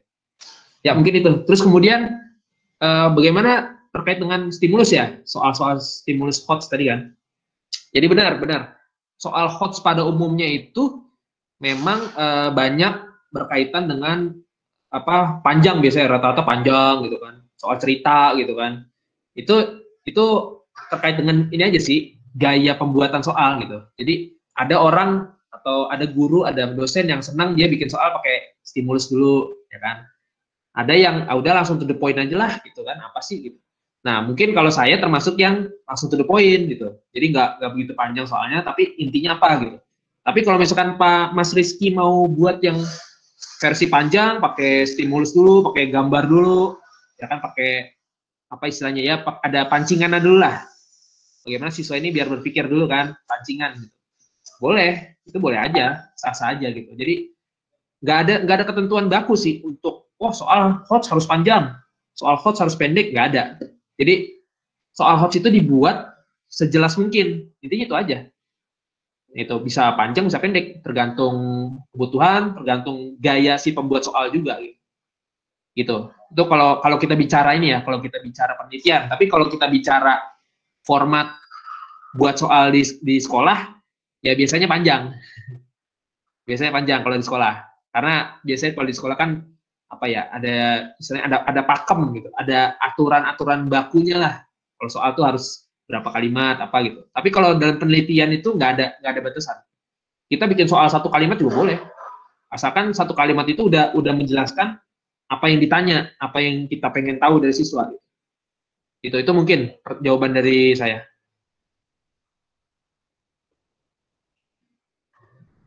Ya Pak, terima kasih Pak sebelumnya. Nah di sini mungkin saya masih ada 2 pertanyaan lagi Pak. Oke, baik. Oke. Baik Pak, jadi yang pertama nih Pak tentang soal tingkatan C4 itu kan tentang menganalisis ya Pak ya, di taksonomi si Anderson. Nah mungkin saya belum ada ya Pak. Maksudnya itu soal-soal yang diminta siswa untuk menganalisis, sebenarnya tuh poin-poin apa gitu yang diharapkan siswa tuh dicantumkan dalam jawabannya gitu loh Pak. Dalam soal analisis, sebenarnya jawaban siswa itu tuh apa aja sih yang diharapkan dalam analisis siswa tuh ada apa saja yang dibahasnya di dalamnya gitu loh Pak. Oke. Lalu yang kedua nih Pak, misalnya nih Pak, saya sudah menjadi guru gitu Pak. Lalu saya diminta untuk buat soal ujian akhir semester. Ini mungkin 50 soal. Nah, jadi di 50 soal itu Pak, gimana komposisi yang baik gitu Pak antara lot, low order thinking skill dengan cost-nya gitu loh Pak. Apakah misalnya setelah 9 lot itu muncul 1 hot, atau bagaimana gitu Pak. Oke. Ini itu Pak pertanyaan saya. Oke, baik. Ya, jadi terkait dengan apa tadi, bagaimana sih, atau jawaban apa sih yang kita harapkan dari tipe soal C4 gitu ya, kira-kira ya? Jadi apa aja sih poin-poin penting yang harus ditulis oleh siswa sehingga jawaban soal C4-nya itu bagus gitu skornya. Nah, C4 kan menganalisis itu berarti pertama siswa harus mengungkapkan berbagai data, ya kan, data misalkan pertanyaannya misalnya gini, coba buat analisis, ya kan, mengenai berbagai faktor penyebab penyakit jantung, misalkan gitu kan. Nah, hasil analisisnya itu apa? Bisa ditulis, misalkan menurut artikel yang artikel bla bla bla bla, berbagai faktor itu misalkan 80% akibat rokok, terus 10% akibat apa gitu. Jadi ada data-data yang siswa harus tulis di situ, harus dipaparkan, data-data ilmiah ya, bukan data dari berita populer, tapi data-data dari artikel ilmiah gitu, atau dari buku gitu. Nah itu pertama, jadi siswa itu harus memaparkan berbagai data. Nah kemudian setelah dipaparkan berbagai data, mereka juga harus menuliskan pendapat mereka juga sebenarnya tentang data tersebut gitu. Jadi mereka tetap membuat semacam ya kesimpulan lah. Kenapa sih ini bisa menyebabkan rokok ini bisa menyebabkan penyakit jantung? Nah itu harus ditulis di situ. Nah paling enggak 2 itulah harus ada. Itu baru dikatakan menganalisis. Jadi dari berbagai data yang mereka baca dituliskan intinya aja, intinya apa sih gitu. Kemudian mereka harus menyimpulkan dari berbagai data tersebut. Nah, ini kenapa nih bisa menjadi penyebab terbesar? Ini kenapa sih kok ini malah jadi penyebab penyakit jantung gitu. Nah, pertanyaan-pertanyaan itu harus jawaban mereka itu harus dituangkan dalam soal dalam jawaban gitu. Itu paling tidak 2 itu.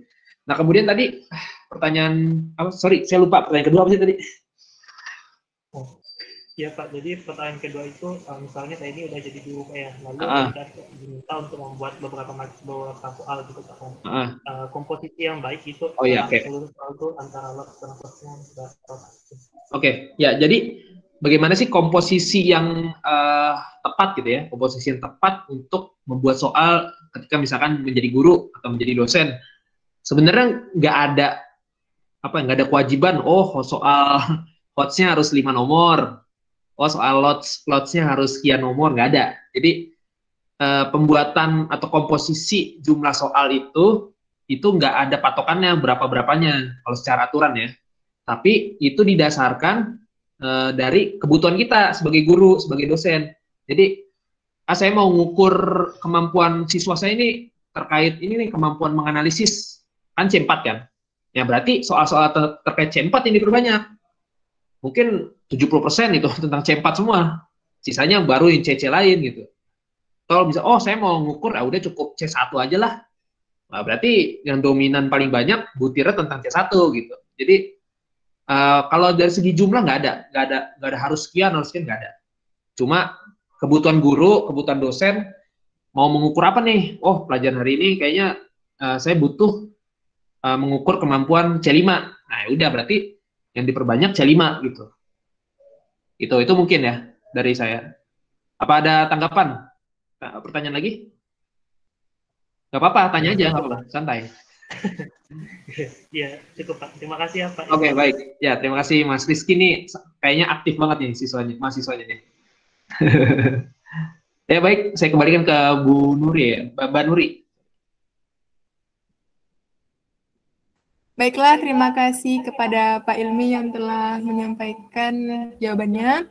Selanjutnya pertanyaan dari Saudari Lilis Indriani dari Angkatan 2019. Nah, pertanyaannya itu, seperti yang sudah dijelaskan Bapak Ilmi sebelumnya, bahwa untuk merancang soal HOTS diperlukan butir-butir soal yang sesuai atau valid. Yang mau saya tanyakan di sini, bagaimana tips atau cara mengembangkan butir-butir soal HOTS agar sesuai? Atau adakah cara menghindari ketidaksesuaian butir soal yang sudah kita rancang? Ya Pak, mungkin Bapak bisa menjawabnya. Oke, kesesuaian butir soal HOTS ya. Yang pertama, kalau kita, ini yang paling penting nih. Ini biasanya orang atau mahasiswa ya, dulu saya juga pernah sih kayak gitu. Jadi biasanya mahasiswa S1 itu kalau buat soal, dia buat soalnya dulu. Itu salah tuh, harusnya yang dibuat itu kisi-kisinya dulu. Jadi ibarat kita mau bikin rumah, jangan langsung bikin rumah, kita bikin dulu rancangannya. Gambarnya nih, sketsanya gini. Oh, kita mau bikin ruang tengahnya di sini, ruang garasinya di sini gitu kan. Jadi jangan langsung main asal ngebangun gitu. Sama ketika bikin soal, jangan langsung bikin soalnya, tetapi bikin dulu kisi-kisinya. Ya, apa indikatornya gitu kan. Tadi kan udah dijelasin tuh bikin indikator gimana. Nah, jadi gitu. Jadi kalau misal kita mau bikin instrumen, bikin soal, hal yang paling pertama adalah jangan bikin soalnya dulu, tapi bikin kisi-kisinya, bikin panduannya, indikatornya. Nah, kalau udah indikatornya udah oke, ini udah oke nih, misalkan ke pembimbing dulu nih, kata pembimbing, oh oke udah, bikin.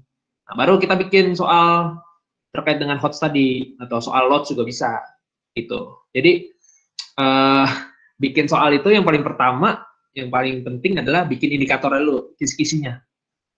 Nah, kemudian kalau sudah kisi-kisinya oke, baru kita turunkan setiap butirnya tuh. Oh, indikator pertama terkait dengan kemampuan analisis misalkan. Ya udah bikin soal terkait dengan analisis. Bisa seperti tadi Mas Rizky pakai apa? Pancingan dulu misalkan, stimulus dulu boleh. Jadi pakai soal cerita dulu gitu boleh. Atau langsung to the point bisa juga. Yang penting siswa tuh nangkep. Ini pertanyaan nanya apa sih gitu. Nah, kemudian kalau sudah dibuat, nah kalau misalnya untuk penelitian ya, untuk penelitian itu kalau sudah dibuat semua nih jumlah butirnya, itu baru diuji validitas, uji validasi dulu, ya kan, ke siswa untuk uji coba kelas itu. Nah tapi gini, ini yang penting nih, kalau dalam pembuatan soal, terutama untuk penelitian ya, bukan untuk ngajar, untuk penelitian. Untuk penelitian itu kan perlu valid kan, valid dan reliable. Nah itu kalau bisa bikin soalnya jangan terlalu banyak juga, tapi jangan terlalu sedikit. Jadi proporsional. Jadi paling enggak satu indikator itu minimal ada 3 butir lah kira-kira. 3-4 kalau soal HOTS ya. 3-4 butir untuk satu indikator. Gitu. Nah, itu sehingga kalau misalkan ada yang tidak valid, kita masih punya potensi untuk ada cadangan lah yang validnya gitu. Itu yang diajarin Bu Mika tuh, saya ingat banget. Jadi buat soal itu kalau bisa ada cadangannya. Jadi sehingga jangan sampai ntar nggak valid semua, kita cuma bikin soalnya 2 nih untuk satu indikator, terus nggak valid semua ya berarti kan harus diulang dari awal tuh. Nah kalau bisa bikin yang agak banyak lah, tapi jangan terlalu banyak juga, jangan sampai satu indikator ada 30 soal tuh, nggak juga. Jadi bikin yang proporsional tapi jangan terlalu sedikit lah. Nah kemudian udah kalau misalkan sudah taruhlah 15 soal udah kita bikin nih, kita kasih ke siswa gitu untuk diuji coba, divalidasi namanya. Ke satu kelas lah, taruh satu kelas uji coba, kemudian nanti dihitung pakai apa? Statistik, pakai SPSS bisa, pakai Excel bisa, hitung validitasnya gitu, pakai Pearson Product bisa. Pearson Product sih kalau karena esai kan. Kalau soal esai pakai Pearson Product. Nah, itu bisa tuh. Dihitung, nah kalau udah dihitung valid, oh yang valid sekian, baru dihitung reliabilitasnya. Kayaknya mahasiswa udah, teman-teman semua udah paham lah untuk validitas. Nah jadi gitu, jadi kalau untuk penelitian yang pasti soal harus valid dan reliable gitu. Mungkin itu jawaban dari saya. Mungkin ada tanggapan dari yang bertanya. Saya kembalikan ke moderator. Kepada Saudari Lilis, apakah ada tanggapan lagi?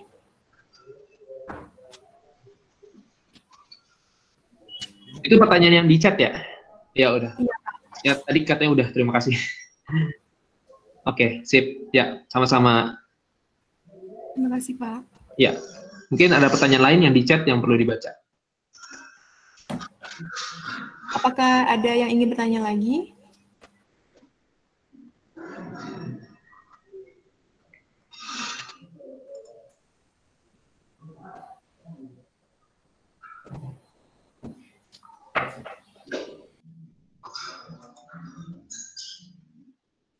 Halo Kak Moderator. Ya Pak. Ya. Saya bukan bertanya sih, cuma akan berdiskusi dengan Pak Ilmi. Baik, siap Pak. Nah, pertama, terima kasih Pak sudah menyempatkan hadir memberi kuliah kamu ke mahasiswa kami. karena ya seperti yang saya katakan tadi, kita sangat butuh informasi-informasi terbaru tentang HOTS dan aspek-aspek yang terkait dengan high order thinking tersebut. Ini mungkin butuh penegasan lebih lanjut ya Pak, karena sayang sekali jika banyak model pembelajaran yang sudah berkembang di Indonesia tampaknya hanya tersimpan di dalam rak di ujungnya. Nah, bagaimana kira-kira kalau anak-anak kami akan menggunakan model-model atau perangkat yang sudah dikembangkan oleh Pak Ilmi sebagai bahan riset lanjutan mereka, itu seperti apa? Apakah bisa langsung menghubungi Pak Ilmi atau perlu apa? Karena ini kan juga terkait dengan proses penelitian yang sedang Pak Ilmi lakukan, dan ada tanggung jawab besar dari pembimbing yang berada di belakangnya. Nah, mungkin itu nanti bisa kita diskusikan karena sangat menarik model-model pembelajaran yang sudah dikembangkan ini. Dan sangat sayang sekali kalau memang hanya disimpan di rak atau menjadi bahan publish untuk satu kali publish saja. Mesti karena saya yakin juga model-model inquiry, problem based itu awalnya diciptakan, kemudian dimanfaatkan oleh banyak orang dan menjadi tersebar sampai ke Indonesia sampai saat ini. Nah, mungkin suatu saat model Ilmizi, Kotzai, nah itu menjadi bahan yang cukup sering akan didiskusikan di berbagai forum seminar seperti itu, Pak. Ya, baik. Ya, bisa ditanggapi, Pak Ilmi. Terima kasih, Ilmi. Ya, baik. Terima kasih, Pak Afandi, sebagai Ketua Program Studi Pendidikan Biologi Universitas Tanjung Pura. Ya, sekali lagi, kalau misalkan teman-teman di sini atau Bapak Ibu dosen yang mau menggunakan model yang saya kembangkan, misalkan Ilmizi gitu, itu boleh silahkan digunakan, diteliti lebih lanjut. Misalkan, kan kalau saya kan fokusnya ke HOTS nih, misalkan teman-teman yang lain mau meneliti tentang, bagaimana sih kalau literasi sains, misalkan, pakai model Ilmizi nih, literasi sainsnya gimana nih, nah itu boleh, silakan. Jadi saya sangat menganjurkan, sangat membolehkan kalau misalkan Bapak Ibu dan rekan-rekan teman-teman semua mau menggunakan model-model atau berbagai penelitian yang sudah saya kembangkan sebelumnya. Itu sangat saya izinkan lah. Kalau misalkan ada yang perlu ditanyakan, mungkin bisa kirim ke email, atau misalkan mau lebih lanjut, bisa mungkin nanti tanya ke Bu Titin gitu, ntar Bu Titin mungkin menyampaikan ke saya mungkin, atau ke Pak Afandi lah, kalau rekan-rekan mahasiswa mau bertanya. Nah, tapi kalau secara pribadi, saya sangat senang malah, kalau misalkan model-model yang saya sudah kembangkan, itu justru dipakai gitu, digunakan, diteliti kembali, diteliti lebih lanjut, ya kan? Karena saya sendiri kan nggak akan mungkin sanggup untuk meneliti semua variabel kan.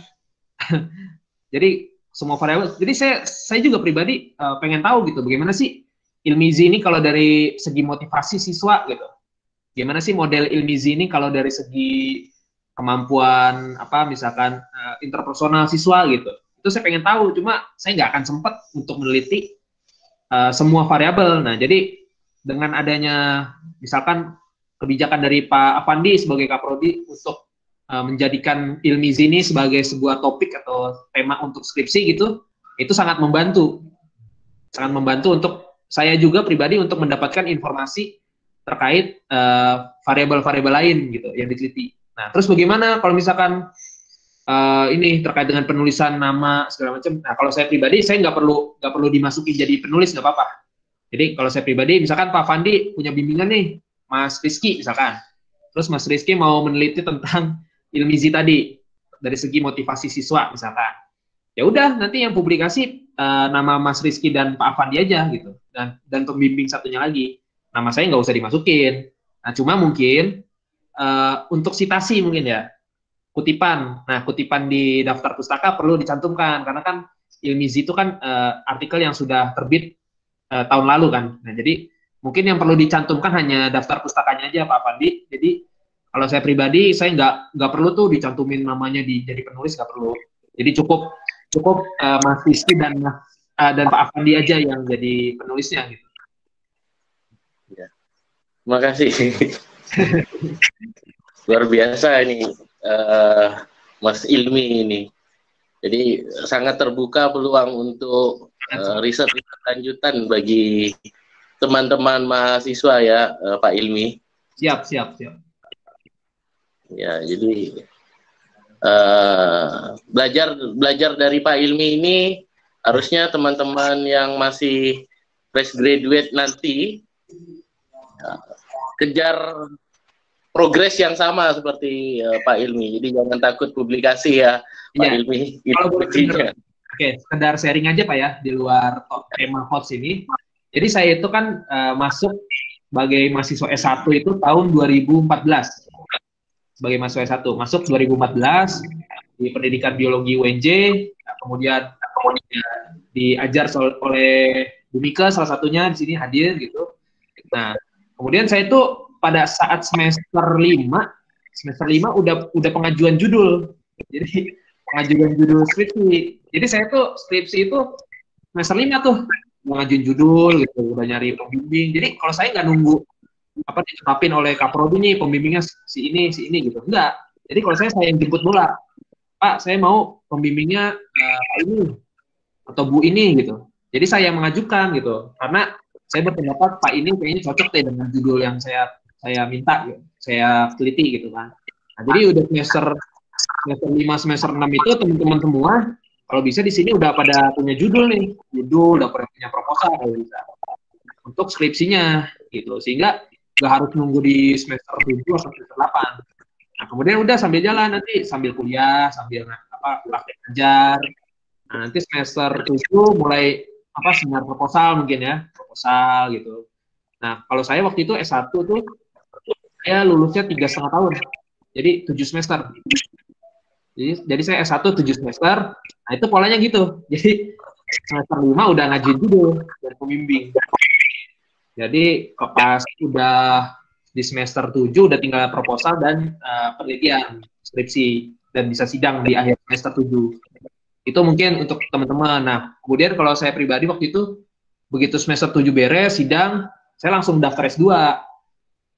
Jadi nggak pakai jeda gitu. Jadi begitu lulus S1 langsung daftar S2. Nah, di S2 saya di semester 1 udah punya judul tesis. Judul tesis saya udah punya semester 1 dan udah ngajuin pembimbing ke Bu Mika tuh. Jadi ya relatif cepet lah. Nah, begitu semester 2 udah proposal tesis kan, seminar proposal. Begitu semester 3 udah ngambil data tesis dan bisa sidang. Nah, begitu sidang tesis selesai, lulus, langsung daftar S3. Gitu.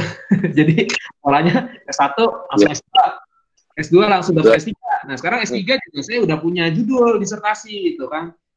Temanya, topiknya walaupun SK pembimbingnya, SK promotornya belum keluar, tapi sebagai ini saya udah punya gitu. Gambaran rancangan disertasi saya udah punya. Gitu, yang diajukan ke Kaprodinya gitu. Jadi gitu teman-teman, kalau mau cepat, kalau mau relatif lebih lancar lah gitu, itu segera kalau ada judul, ada ide, ada proposal penelitian, itu segera diajukan ke Kaprodi, ke Pak Afandi nih dalam hal ini kalau teman-teman di sini mau cepat S1-nya. Jadi bilang aja, Pak Afandi nih saya punya judul nih tentang ini gitu. Kira-kira gimana ya, siapa ya pembimbingnya yang cocok gitu. Itu teman-teman yang jemput bola lah, jangan nunggu dikasih pembimbing itu apa gitu. Jadi kalau bisa teman-teman sendiri sebagai mahasiswa yang mengajukan ke Kaprodi gitu. Itu kalau pengalaman saya itu ya.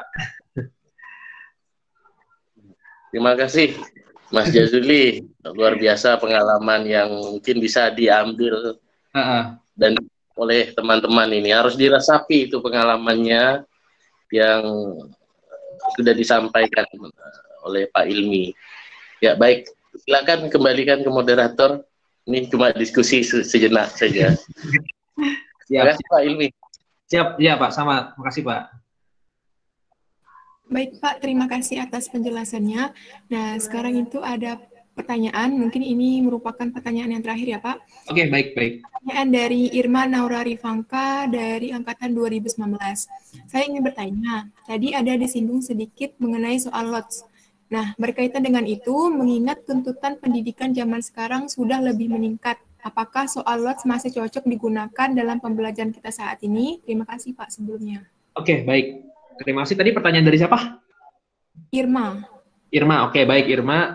Bagaimana kalau misalkan LOTS itu apakah masih digunakan dalam pembuatan soal gitu ya? Lower order thinking kan?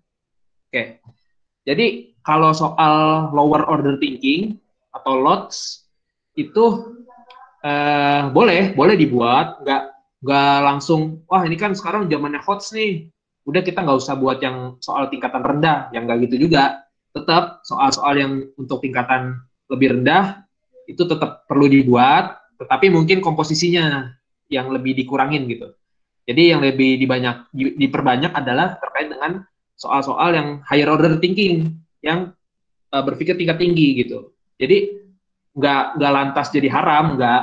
Jadi tetap boleh, tetap relevan terkait dengan soal lower order thinking, tetapi mungkin dari segi komposisi sebaiknya diperbanyak yang higher order gitu, sehingga mahasiswa atau siswa itu lebih berpikirnya lebih tinggi gitu.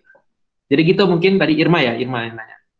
Jadi boleh masih pakai yang level rendah, masih boleh, cuma komposisinya mungkin agak sedikit lebih dikurangin. Ya begitu mungkin Mbak Nuri. Baik, terima kasih Pak atas jawabannya. Mungkin karena telah berakhirnya dari pertanyaan ini, berakhir pula acara kita pada hari ini. Sebelumnya saya ingin mengingatkan kepada peserta semuanya untuk mengaktifkan kamera, karena kita akan masuki sesi dokumentasi. Jadi diharapkan kepada peserta untuk mengaktifkan kameranya ya.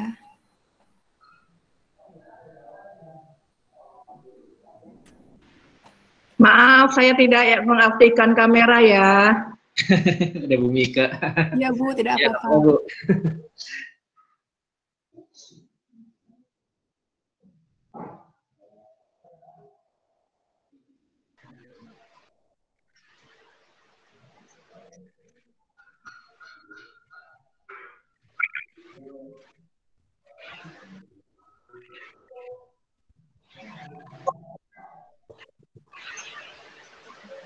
Udah? Baiklah. Udah. Saya kasih aba-aba ya. 1, 2, 3.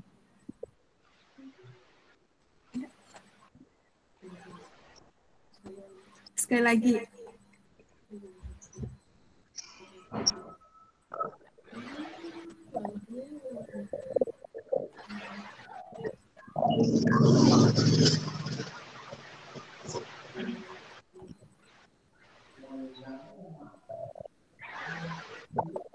Sekali lagi ya.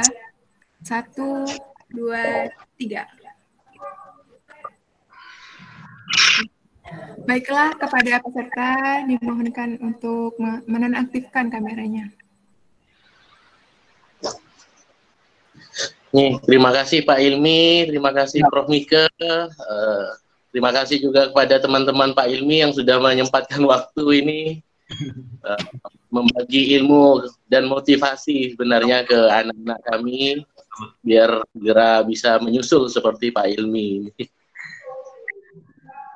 Ya, sama-sama Pak Fendi, kami telah diundang, saya telah diundang sebagai pembicara di sini. Saya terima kasih kepada Pak Fandi sebagai Kaprodi Pendidikan Biologi Universitas Tanjung Pura, dan juga terima kasih juga kepada rekan-rekan dosen Pendidikan Biologi Universitas Tanjung Pura yang sudah mungkin hadir di sini, beberapa hadir gitu. Terima kasih sudah mengikuti kegiatan ini, dan juga terutama untuk teman-teman mahasiswa nih S1 Untan ya, ini harus segera ini mengajukan judul nih habis ini. Nah itu tadi yang sudah saya sampaikan. Jadi kalau misalkan mau dipakai model Ilmizi itu atau mau pakai yang lain, misal HOTS-AEP atau apapun lah yang sudah saya teliti, itu silahkan saya boleh terserah, sangat menganjurkan gitu. Jadi tidak dilarang, tidak gitu. Silakan, dan nggak perlu mencantumkan saya sebagai penulis. Jadi cukup mahasiswa dan pembimbingnya aja yang ditulis di artikel nanti. Cuma mungkin untuk referensi atau daftar pustaka yang perlu diwajib dicantumkan, mungkin itu aja. Jadi kalau saya pribadi nggak harus dicantumkan sebagai penulis. Dan juga terima kasih untuk Ibu Mika dan beberapa teman yang hadir dari UNJ, dari universitas lain yang saya tadi undang tuh pagi-pagi dadakan. Saya bilang, ayo nih pada datang gitu untuk biar rame gitu kan. Nah gitu, jadi terima kasih untuk Bu Mika, dan mungkin ada dosen lain juga yang hadir, dan juga beberapa teman dari UNJ atau dari kolega yang lain. Terima kasih udah hadir, dan sekali lagi terima kasih untuk pendidikan biologi Universitas Tanjung Pura. Sangat antusias juga nih mahasiswanya nih bertanyanya gitu, tadi banyak banget pertanyaan gitu. Nah sekarang berarti setelah dari sini teman-teman mahasiswa semua semoga bisa segera lah untuk pengajuan judul. Mungkin kalau yang udah semester 5 tuh udah harus ngajuin judul tuh, semester 5, semester 6 gitu udah harus ngajuin judul. Jadi semester 7-nya udah bisa proposal, udah bisa ambil data dan sidang gitu.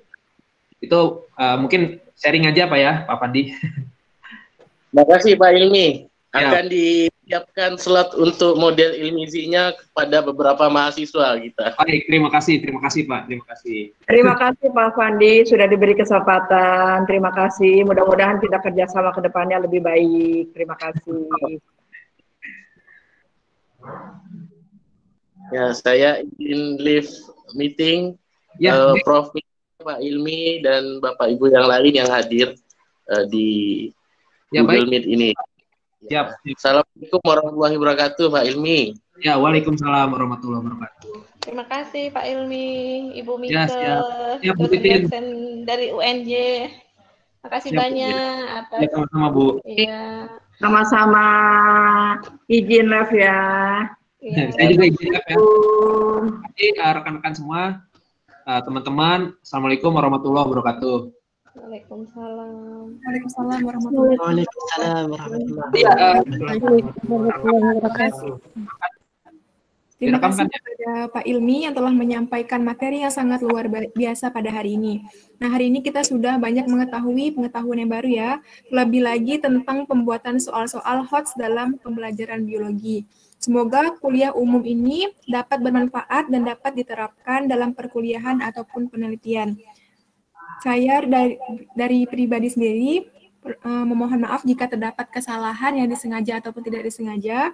Saya pamit undur diri. Terima kasih. Wassalamualaikum warahmatullahi wabarakatuh.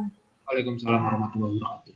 Maaf Mbak Nuri, ini nanti ini kan direkam ya? Iya Pak. Boleh minta tolong mungkin di-upload di YouTube-nya pendidikan biologi gitu? Oh, bisa Pak. Biar nanti mungkin teman saya kan mungkin yang lain juga masih ada yang mau nonton gitu, karena tadi saya baca nih beberapa belum bisa masuk karena udah kepenuhan ruangannya. Jadi mungkin kalau berkenan teman-teman semua mahasiswa mungkin bisa tolong di-upload rekaman ini di YouTube-nya Pendidikan Biologi Untan atau entah di BEM atau di mana lah gitu, agar bisa ditonton lagi gitu. Mungkin itu ya Mbak Nuri dan teman-teman semua. Iya Pak. Oke, baik ya, terima kasih. Sekali lagi terima kasih teman-teman, saya mohon pamit dan semoga ya semakin termotivasi lah untuk segera bisa mengajukan judul penelitian. Terima kasih, wassalamualaikum warahmatullahi wabarakatuh. Waalaikumsalam warahmatullahi wabarakatuh. Terima kasih Pak. Terima kasih Pak. Terima kasih Pak. Sama-sama. Sama-sama.